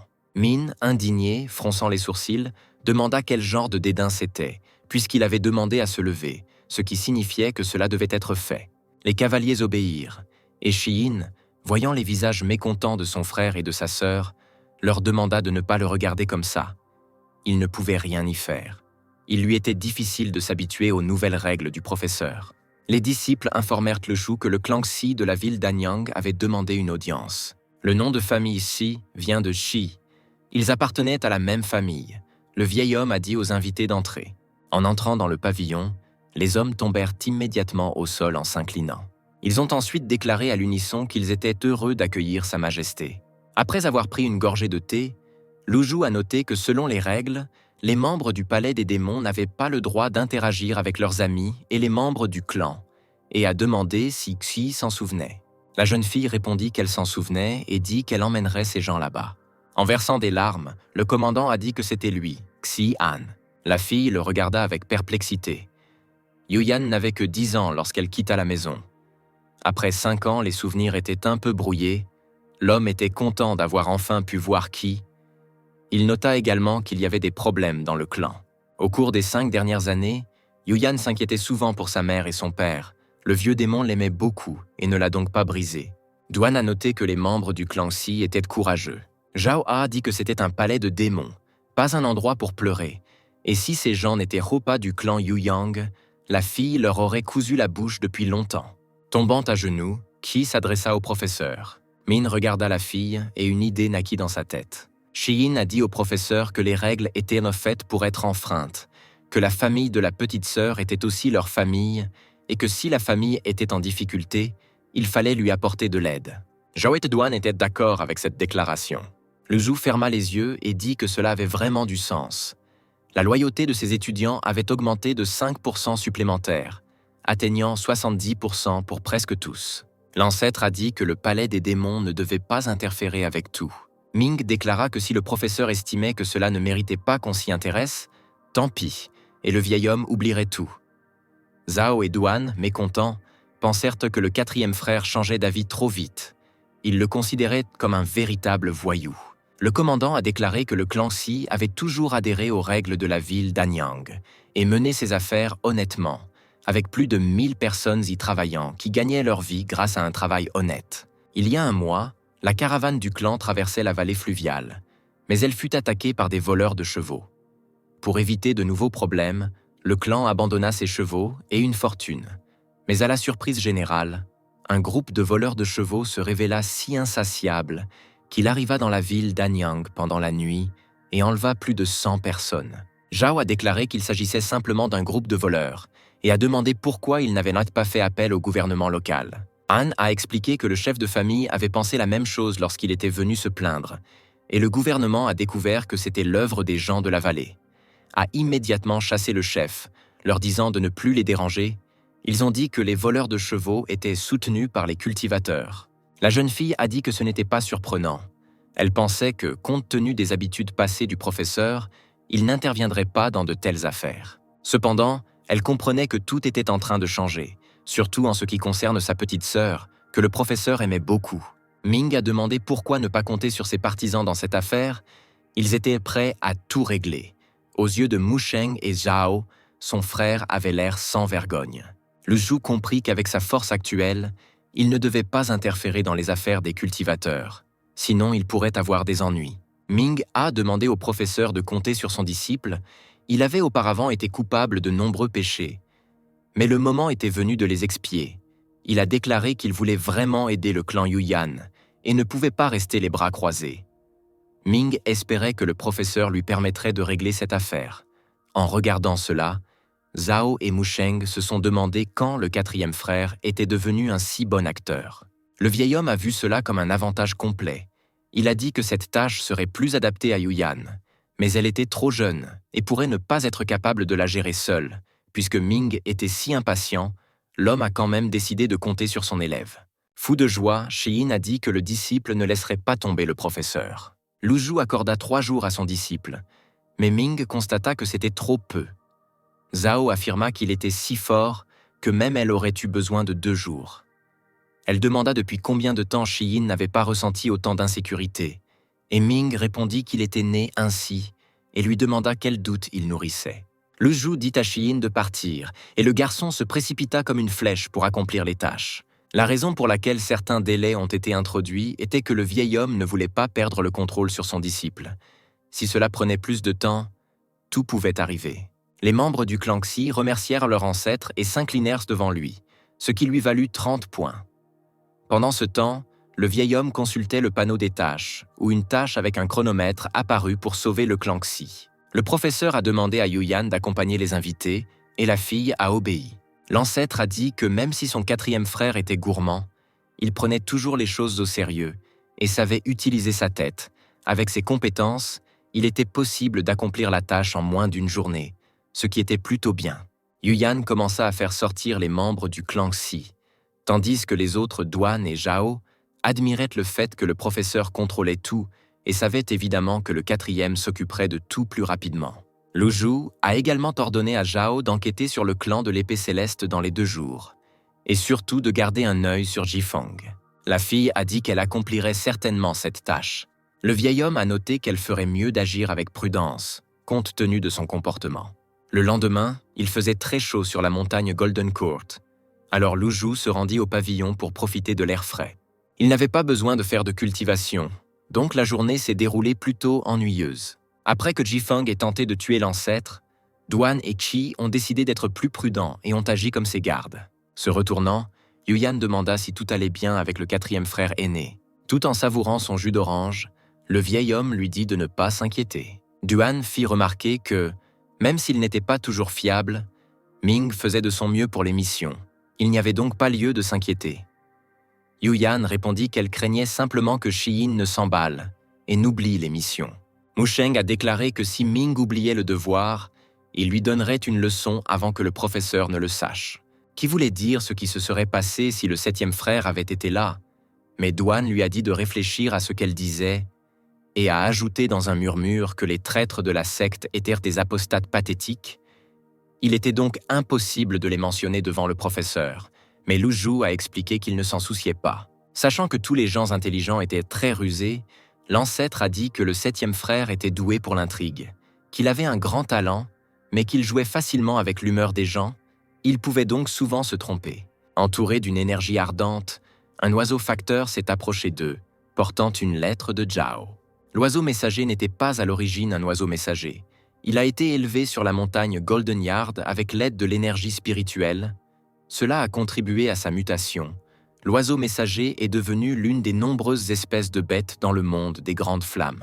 La bête à plumes vola juste au-dessus de Yuyan, qui arracha habilement la lettre des griffes de l'oiseau. Lu Zhu a demandé à la fille de lire cette lettre. Yuyan commença à lire. « Maître, depuis que les 10 grandes sectes ont assiégé la montagne de la Cour Dorée et que Changfeng est mort, une lutte a commencé dans la secte de l'épée céleste. Maintenant, tout le monde veut prendre la place du chef de la secte après son retour à la secte. Difeng n'a pas pu obtenir le leadership. Puis l'ancien chef de secte Luo Xingkong s'est retiré. Je pensais qu'il avait décidé d'atteindre le niveau de Dao Harmony. En surveillant, j'ai découvert que Jifeng était devenu hostile à sa secte. Lu Zhu a remarqué que tout se passait trop lentement et a demandé à Zhao d'aider Jifeng le moment venu. Mu Sheng a demandé pourquoi ils aidèrent cet homme, puisqu'il venait d'atteindre le niveau Shenting, d'autant plus que Jifeng était leur ennemi. La loyauté des étudiants était de 80%, et Lu Zhu savait qu'il devait faire attention à ce qu'il disait. Soudain, une notification est arrivée indiquant que Ming avait terminé la tâche. Il avait sauvé 105 personnes de la famille Xi et apporté 1050 points de vertu. Lu Zhu a également reçu les arcs pieux de toutes ces personnes et a gagné le même nombre de points. Pendant la tâche, 82 bandits ont été tués et 820 points de vertu ont été reçus. Lu Zhu était heureux qu'avec les nouvelles lunettes, il avait maintenant 2094 points de bienfaiteur. À ce moment-là, une lettre du 4e frère est arrivée et le vieil homme a demandé à la lire. La jeune fille a rapporté que Shiyin avait sauvé tous les membres de la famille kidnappée et tué les voleurs. De plus, Min a découvert que les bandits étaient liés au gang des tigres féroces et a commencé à enquêter en profondeur sur l'affaire. La première partie de la lettre indiquait que la tâche était accomplie, et dans la seconde, Shiyin cherchait une excuse pour s'amuser quelques jours. Lu Zhu était de bonne humeur, alors il décida de laisser l'étudiant faire ce qu'il voulait, et Qi s'indigna de la façon dont Hong Gong pouvait agir ainsi. Duan a dit que le 8e frère était du niveau Shenting, et Mu Sheng doutait que Zhu s'engage dans de telles affaires mondaines. Très probablement, quelqu'un utilisait son nom à des fins égoïstes. Tranquillement sur le pont, l'ancêtre dit aux disciples que Ming découvrirait si Hong Gong était réellement impliqué dans cette affaire. De retour au palais du ciel maléfique, Lu Zhu décide d'acheter le Dharmakaya, transformation des 2 principes. Le nombre actuel de points était de 2904 points. 1000 points ont été radiés pour l'achat de Dharmakaya. L'énergie des méridiens. Dancian était comme une rivière qui coulait continuellement. En un instant, le pouvoir passa de la bouche au nez, puis se rapprocha des yeux, le cœur, le nez, la bouche, les yeux et les oreilles. Étaient les 5 organes fenêtres qui s'ouvrirent soudainement. La progression fut trop rapide et inattendue. De plus, après avoir dépensé 1000 points, l'homme a acheté 2 cartes de circulation qu'il a immédiatement utilisées. Il avait déjà commencé à s'habituer à son ancienne activité, mais maintenant il se sentait 600 ans plus jeune et se sentait beaucoup mieux. Personne sur cette planète n'avait éprouvé les mêmes sensations face aux cartes tournées. Les 2000 points ont disparu instantanément, mais Lu Zhu était sûr de ne pas les avoir dépensés en vain. L'homme a dépensé les points restants à la loterie, mais n'a finalement reçu que 5 points de chance. Tous les points de vertu qu'il avait reçus n'étaient toujours pas suffisants.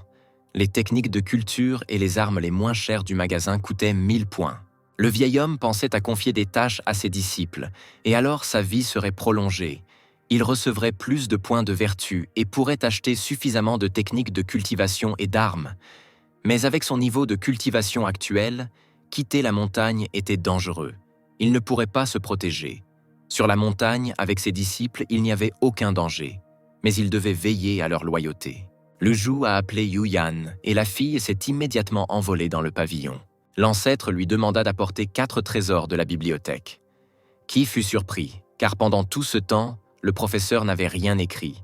Yuyan avait tout fait pour lui. Le vieil homme a déclaré qu'elle était son élève, Et lorsque le professeur lui a demandé, elle devait simplement faire son travail, la fille obéissante a exécuté l'ordre dans les plus brefs délais.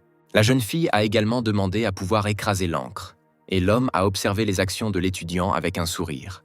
Dans sa vie passée, Luzhu a étudié pour devenir artiste et était compétent en calligraphie, remportant même des concours. Trempant son pinceau dans de l'encre dorée, le vieil homme commença à écrire soigneusement les noms de ses élèves. Tiandao a utilisé le système pour former 9 disciples maléfiques qui ont terrorisé le monde. Le plus jeune disciple avait déjà atteint le niveau Shenting, et l'homme voulait savoir quel était le niveau du disciple le plus âgé, s'il avait surpassé le professeur, et si oui, pourquoi Shangzhong et Zhengai n'avaient pas tué Tiandao, mais avaient continué à exécuter ses instructions. L'ancêtre devait savoir que ses disciples, tels des loups et des tigres, se retourneraient inévitablement contre lui un jour. Luzhu se demandait si Tiandao ne possédait pas des techniques et des cartes capables de contrer les mauvaises intentions de ses disciples. Le problème principal était que Luzhu ne se souvenait de rien et ne savait pas comment le vieil homme était resté en vie. Qui a remarqué que le professeur écrivait très joliment et a demandé pourquoi il avait écrit son nom? L'homme a répondu qu'il faisait une auto-analyse. La jeune fille ne comprenait pas ce que cela signifiait, et le vieil homme lui expliqua qu'il fallait analyser ses actions chaque jour. Il enseignait à 9 élèves à faire le mal partout, et cela mettait les cieux en colère. L'ancêtre a dit que dans le passé, il avait peut-être fait des erreurs, mais Luzhu pensait que ce n'était pas lui qui avait fait quelque chose de mal, mais Tiandao. Yuyan a demandé pourquoi le professeur avait pris 9 d'entre eux comme disciples, seulement 9 personnes, car avec ses capacités, l'ancêtre aurait pu agrandir le palais du ciel maléfique et quitter la montagne de la cour dorée. Il aurait plus d'1 millier de disciples, et personne n'oserait lui désobéir. Les familles nobles n'oseraient pas l'attaquer. Un seul ordre, et les disciples effaceraient quiconque ne voudrait pas lui obéir. Ceux qui les suivraient prospéreraient, et ceux qui étaient contre eux périraient. Luzhu caressa la tête de la fille et pensa à quel point c'était mignon. Il a demandé pourquoi la fille continuait à penser à tuer des gens. Le vieil homme lui a demandé si elle avait oublié ce qu'il avait dit, et Kui a répondu qu'elle se souvenait de tout. Et pourtant, l'homme a rappelé qu'il avait dit que tuer des gens n'était pas la seule façon de résoudre les problèmes, mais il n'interdisait pas de tuer. Mais Yuyan devait examiner la situation et décider si c'était nécessaire.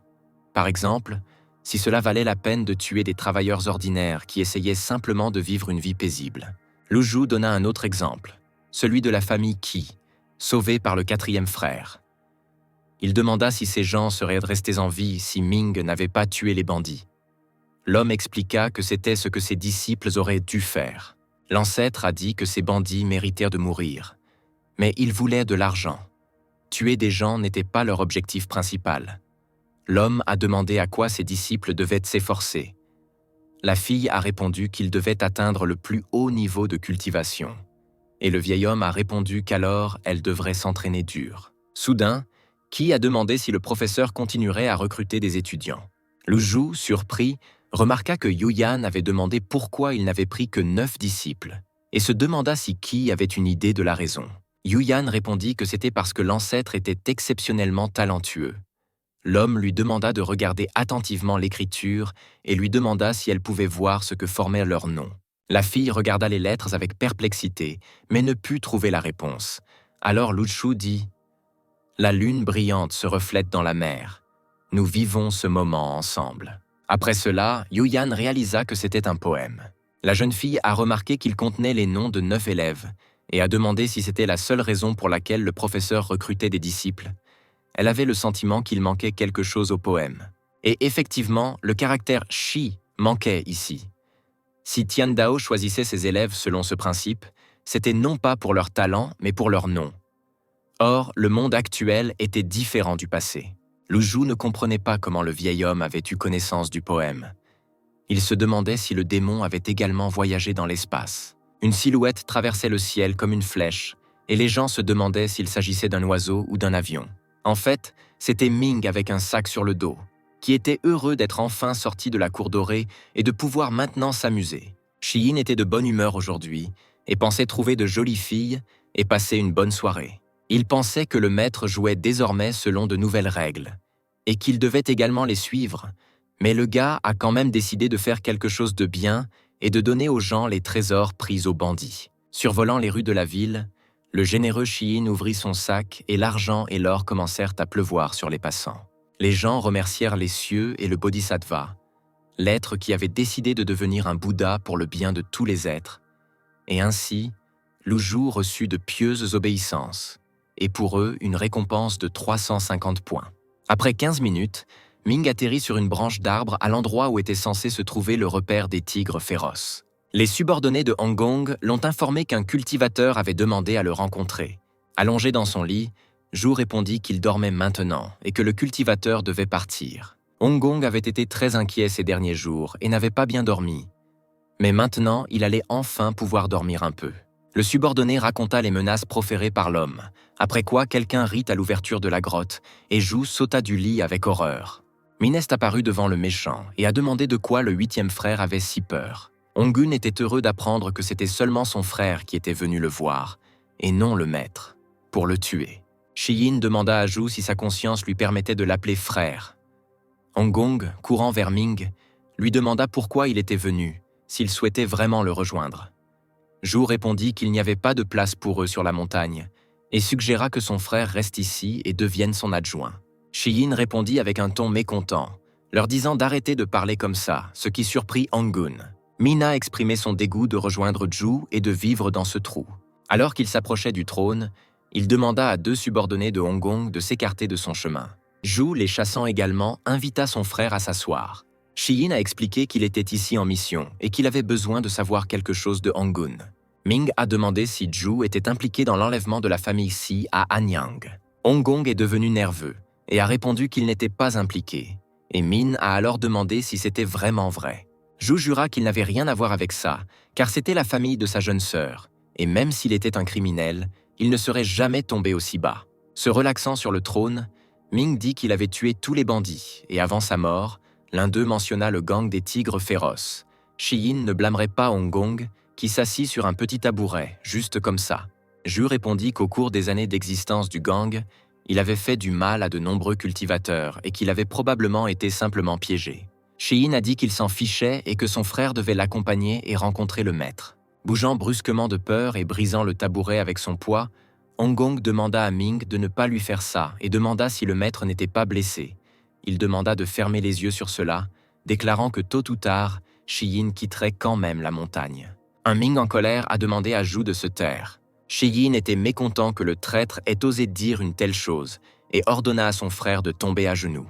En buvant le jus, Luzhu pensa que Ming faisait quelque chose d'intéressant, car le vieil homme reçut une notification concernant la réception de 200 points pour avoir apprivoisé Zhu. S'inclinant devant son frère, Honggun admit qu'il avait tort. Ming a dit qu'il y a quelques jours, le maître avait vaincu un cultivateur de l'esprit primordial de niveau 10, et Zhu aurait dû en entendre parler. Shiyin a demandé comment il avait osé manquer de respect au professeur. Alors, Ming avertit le 8e frère que la cultivation du professeur avait considérablement progressé et que ses jours heureux touchaient à leur fin. De façon inattendue, Hong Kong a remis un mot à Min. Zhu a expliqué qu'il s'agissait d'une lettre du 7e frère, qui avait peut-être laissé des indices. Les yeux de Shiyin s'écarquillèrent de surprise. Et Zhu dit que si Wuya avait dit que la cultivation du professeur était actuellement au sommet de l'esprit primordial, au cours des 200 dernières années, il avait essayé d'atteindre un niveau supérieur. Mais tout était en vain. Cependant, quand il s'est battu la dernière fois, il a reçu une grave blessure. Et tout cela parce qu'il était revenu à son niveau de cultivation. Min a demandé si le 7e frère pensait que le professeur avait utilisé des moyens spéciaux, et Honggun l'a confirmé. Zhu a noté qu'ils connaissaient tous les deux le niveau de cultivation du frère aîné. Il n'était certainement pas plus faible que le maître.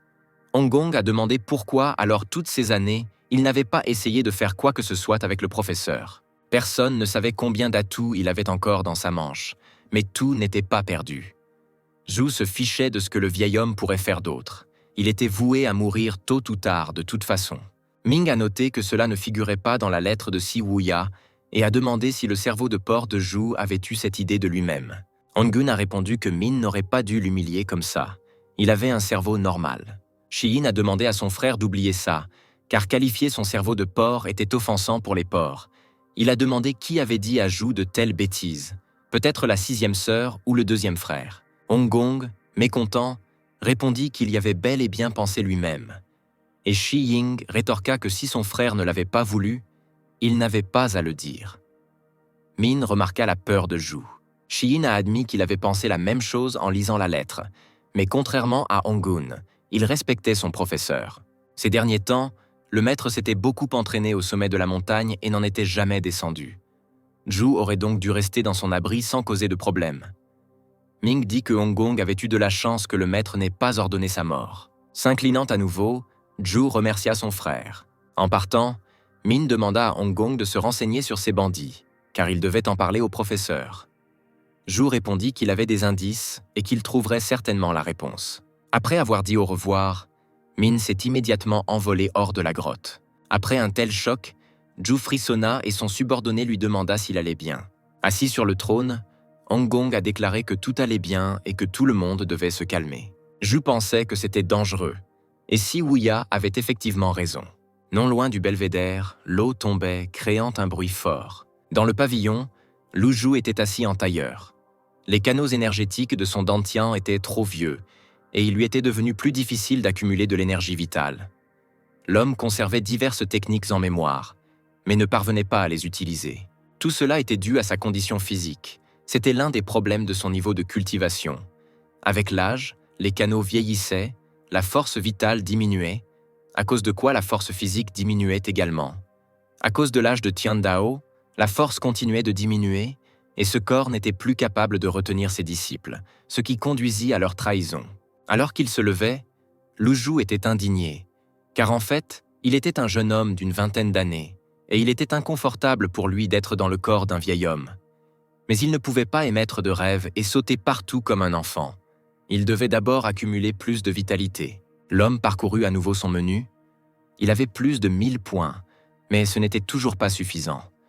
Vu la rapidité de sa guérison, il ne pourrait pas retrouver sa jeunesse de sitôt. Tuer des bandits avec Min rapportait beaucoup de points, tout comme recevoir des hommages pieux.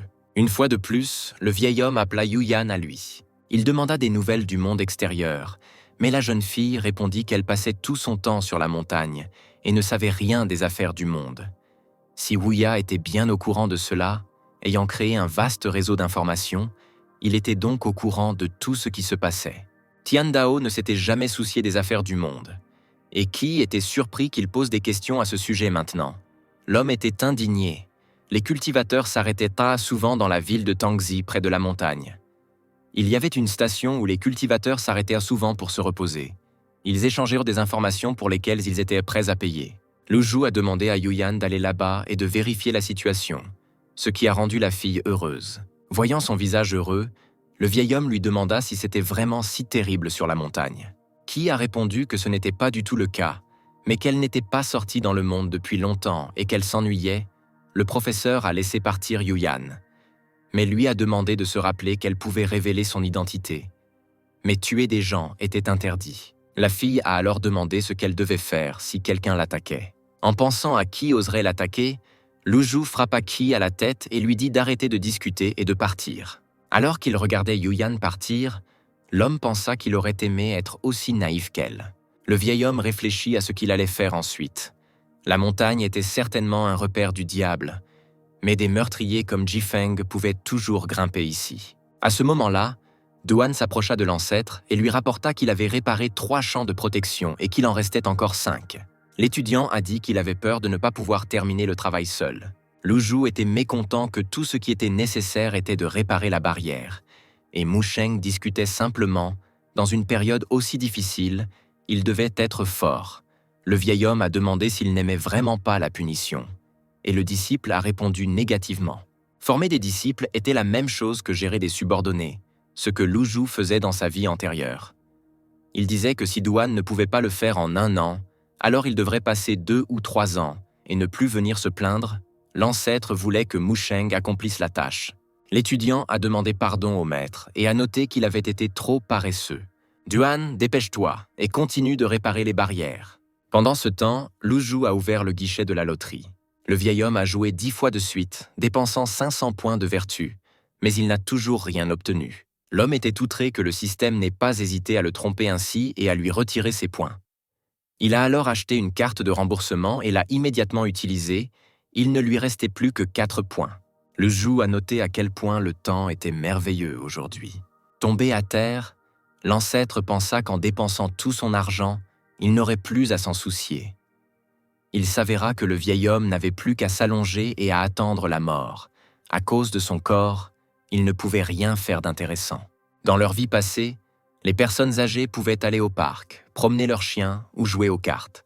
Le système a soudainement annoncé que la quête cachée avait été terminée et Lu Zhu a pu attirer Jifeng à ses côtés et recevoir 200 points. L'homme était ravi de cela. Louant mentalement Zhao, le niveau d'hostilité de Jifeng était maintenant nul, mais la loyauté n'était que de 10%.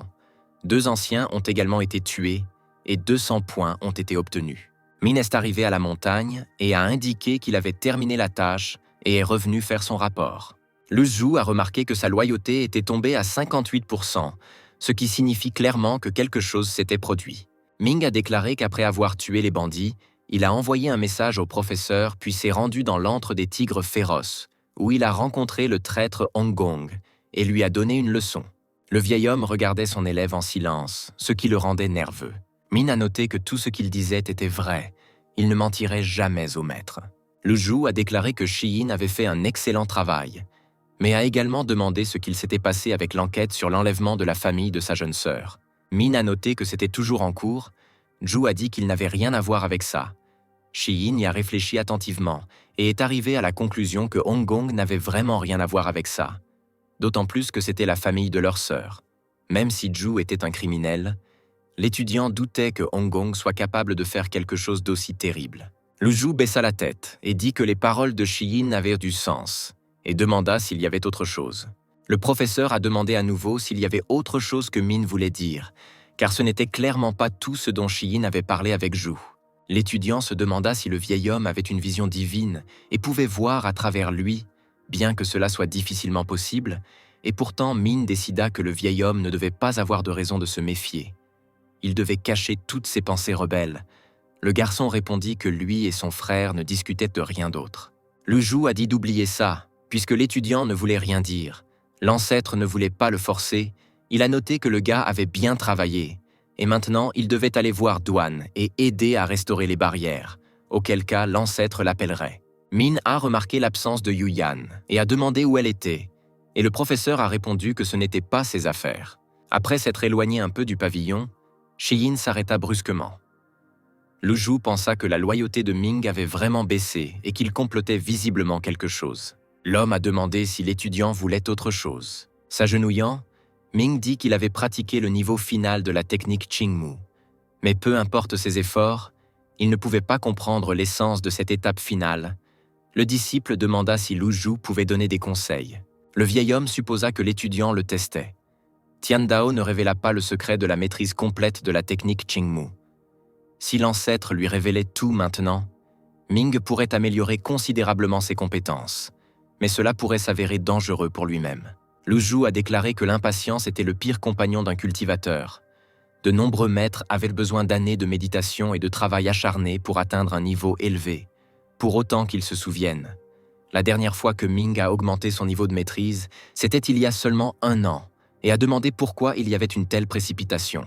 L'élève voulut protester, mais le professeur l'interrompit en disant que, de plus, c'était ses sentiments qui étaient importants ici. Shiyin avait une bonne intuition. Il pouvait donc maîtriser cette technique lui-même. L'essentiel était d'être patient. Min a remercié le professeur, en disant que lui-même ne s'en était pas rendu compte. L'étudiant a également dit qu'il y avait un style de combat au poing qu'il ne comprenait pas, et il a demandé si Tian Dao pouvait l'aider. Lu Zhu était désormais certain que Hong Gong avait dit quelque chose à Ming, qui était retourné voir le professeur pour tout vérifier minutieusement. Si le vieil homme avait refusé, l'élève se serait méfié de lui, ce qui aurait amené l'ancêtre à se demander quel conseil lui donner. Lu Zhu était actuellement au niveau Tongxuan, et Shiyin était au niveau Shenting. C'était comme un enfant enseignant à un adulte. Le vieil homme ne pouvait pas utiliser la carte de forme de pointe juste pour démontrer des techniques de combat au poing à Ming. L'ancêtre a demandé ce qui était difficile pour Ming. Le garçon a répondu qu'il ne pouvait pas utiliser toute la force de ses techniques de poing et qu'il était bloqué à ce stade. Puis Lu Zhu a proposé de montrer comment l'étudiant utilisait ces techniques. Obéissant, Shiyin s'éloigna du sol. Tel un oiseau, Il s'élevait haut dans le ciel au-dessus du belvédère. L'étudiant commença à se déplacer gracieusement, remplissant l'espace de son énergie, qui semblait contenir des boutons de fleurs. Alors qu'il portait le coup final en l'air, Min cria que c'était précisément ce coup que l'étudiant ne pouvait pas exécuter correctement. Une forte rafale de vent souffla dans les cheveux du vieil homme et emporta presque son carnet. Et Lu Zhu pensa que Shi-Yin allait l'attaquer. Pendant ce temps, le coup de l'étudiant a frappé la montagne. Après une telle performance, le gars a atterri en toute sécurité à côté du belvédère. Des pierres se sont détachées de la falaise et sont tombées dans l'eau, évitant miraculeusement la petite formation. Min a demandé si le maître pouvait lui parler de la faiblesse de sa technique de frappe. En fait, Lu Zhu n'a rien vu, c'était trop rapide pour lui. Ce style de combat au poing a été enseigné à Shi-Yin par Tian Dao, mais tout comme la technique de cultivation, le vieil homme n'a pas parlé à son élève de l'étape finale. Il n'y avait aucune erreur dans la technique de frappe, mais Shi-Yin ne pouvait vraiment pas mettre toute sa force dans cette frappe. L'homme devait faire un choix. S'il ne donnait pas de conseils maintenant, il perdrait son élève. Lu Zhu a déclaré que Ming maîtrisait parfaitement la technique de cette frappe et qu'il n'y avait aucun défaut. Se tournant vers le quatrième, le professeur s'avança et leva la main, provoquant la panique de l'élève. Tombant à genoux, Shi-Yin commença à s'excuser, disant qu'il avait tort. Caressant sa barbe, le vieil homme dit qu'il enseignait aux disciples la cultivation, mais ne leur enseignait pas comment se comporter. L'ancêtre nota que ces astuces de Ming fonctionneraient sur certains enfants, mais pas sur lui. Réalisant que le professeur avait tout compris, Shi-Yin baissa la tête et dit qu'il avait tort et qu'il ne contredirait plus jamais le maître. Maintenant, Lu Zhu avait l'air assez terrifiant à ses yeux. Le garçon réalisa que le professeur était au courant de toutes ses relations avec Hong Gong. De façon inattendue, Lu Zhu a décidé d'appeler Duan. Après cela, l'élève s'est retrouvé trop vite devant le professeur, le saluant. Avec un regard tout aussi puissant, le maître remarqua que l'élève s'était précipité vers lui en 1 seconde et demanda si Mu Sheng pensait vraiment que le professeur ne savait pas que l'élève se cachait derrière le rocher. Duan tomba également à genoux et commença à demander pardon au professeur. Voyant les élèves trembler de peur, Lu Zhu comprit que Tian Dao avait semé la terreur dans leur cœur. S'ils avaient été de simples méchants, ils se seraient levés d'un bond et auraient riposté. Le vieil homme expliqua que Shi-Yin avait des difficultés avec sa technique de frappe et demanda à Duan d'aider son frère à y remédier. Se détournant, le vieil homme leur dit de s'entraîner à ce coup. Mu Sheng accepta l'ordre sans poser de questions, mais Min, nerveux, ne pouvait pas comprendre la décision du professeur, car lui et Duan étaient complètement différents. Mu Sheng entraîna son frère avec lui, qui visiblement ne le voulait pas. Shi-Yin pensa que le maître était devenu plus rusé. Auparavant, il battait lui-même les élèves, mais maintenant, il demandait à l'un de ses disciples. Min a demandé à son frère de ne pas le frapper trop fort. Lu Zhu était contrarié que l'étudiant ait encore des doutes. Le vieil homme comprit que si les choses continuaient ainsi, tôt ou tard, Shi-Yin déciderait de le vaincre, et Lu Zhu devrait utiliser ses cartes de la forme la plus puissante. Si Tian Dao avait atteint un niveau inégalé, c'était non seulement grâce à sa cultivation avancée, mais aussi grâce aux nombreux atouts qu'il avait acquis grâce au système.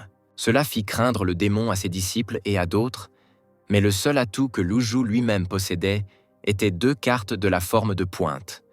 Ce problème devait être résolu avant que les choses n'empirent. Dans l'après-midi, Lu Zhu était assis sur une chaise à bascule dans un champ de fleurs, se prélassant au soleil.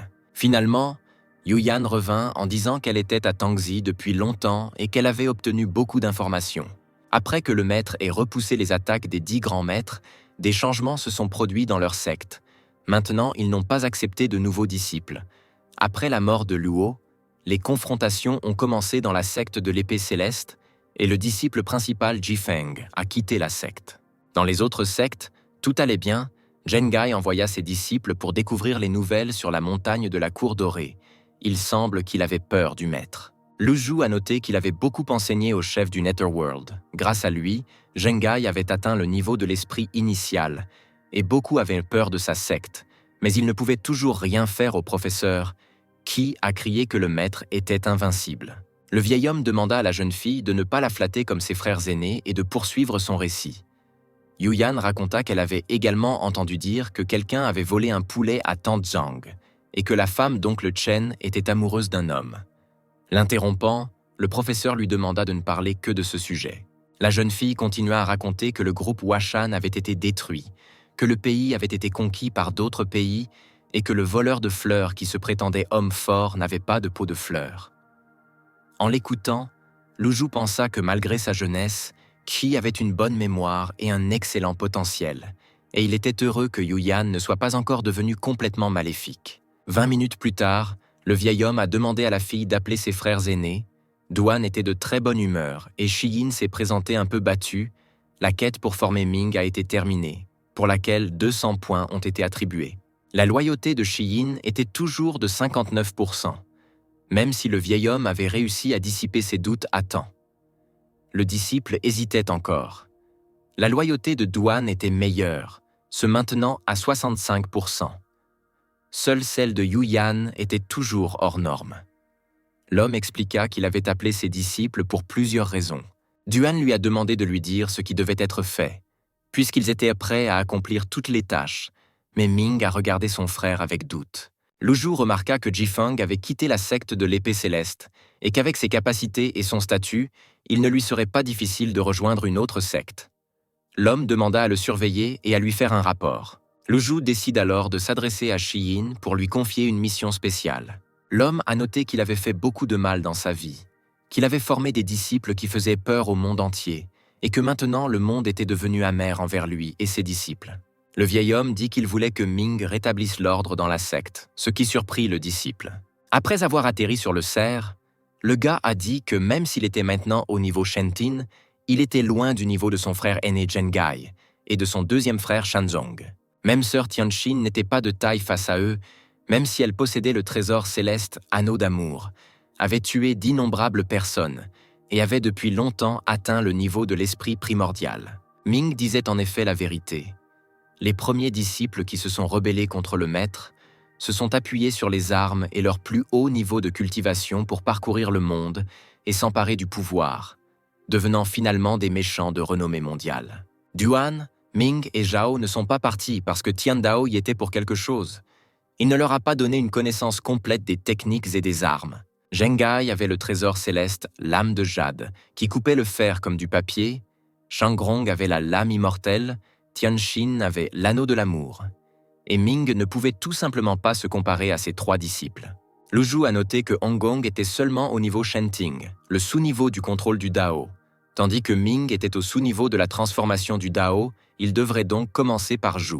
Le niveau Shenting était divisé en 3 sous-niveaux. Formation du Dao, contrôle du Dao et transformation du Dao. Ce dernier était le plus élevé. Le vieil homme nota que Shiyin avait récemment rencontré le 8e frère. Ming a confirmé qu'il était récemment allé à la grotte du tigre, mais il a dit qu'il pensait que Hong Gong était très stupide et qu'il avait été influencé par Si Wuya. C'est pourquoi Zhu a quitté la secte. Il ne méritait pas de mourir. Se détournant de l'étudiant, Lu Zhu s'approcha de la table dans le pavillon, restant silencieux. Après un moment, il rompit finalement le silence en demandant à Ming de venir à lui. Cela a quelque peu alarmé l'étudiant, qui s'est levé avec presque difficulté. Tremblant de peur, il marcha vers son maître.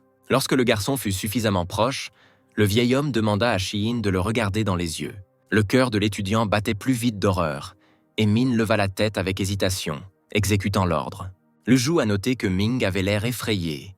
Il était très nerveux, et le vieil homme ressentait également de fréquentes poussées d'énergie. L'ancêtre a demandé si l'étudiant avait peur que le maître l'attaque. S'agenouillant et s'inclinant, Ming commença à demander pardon.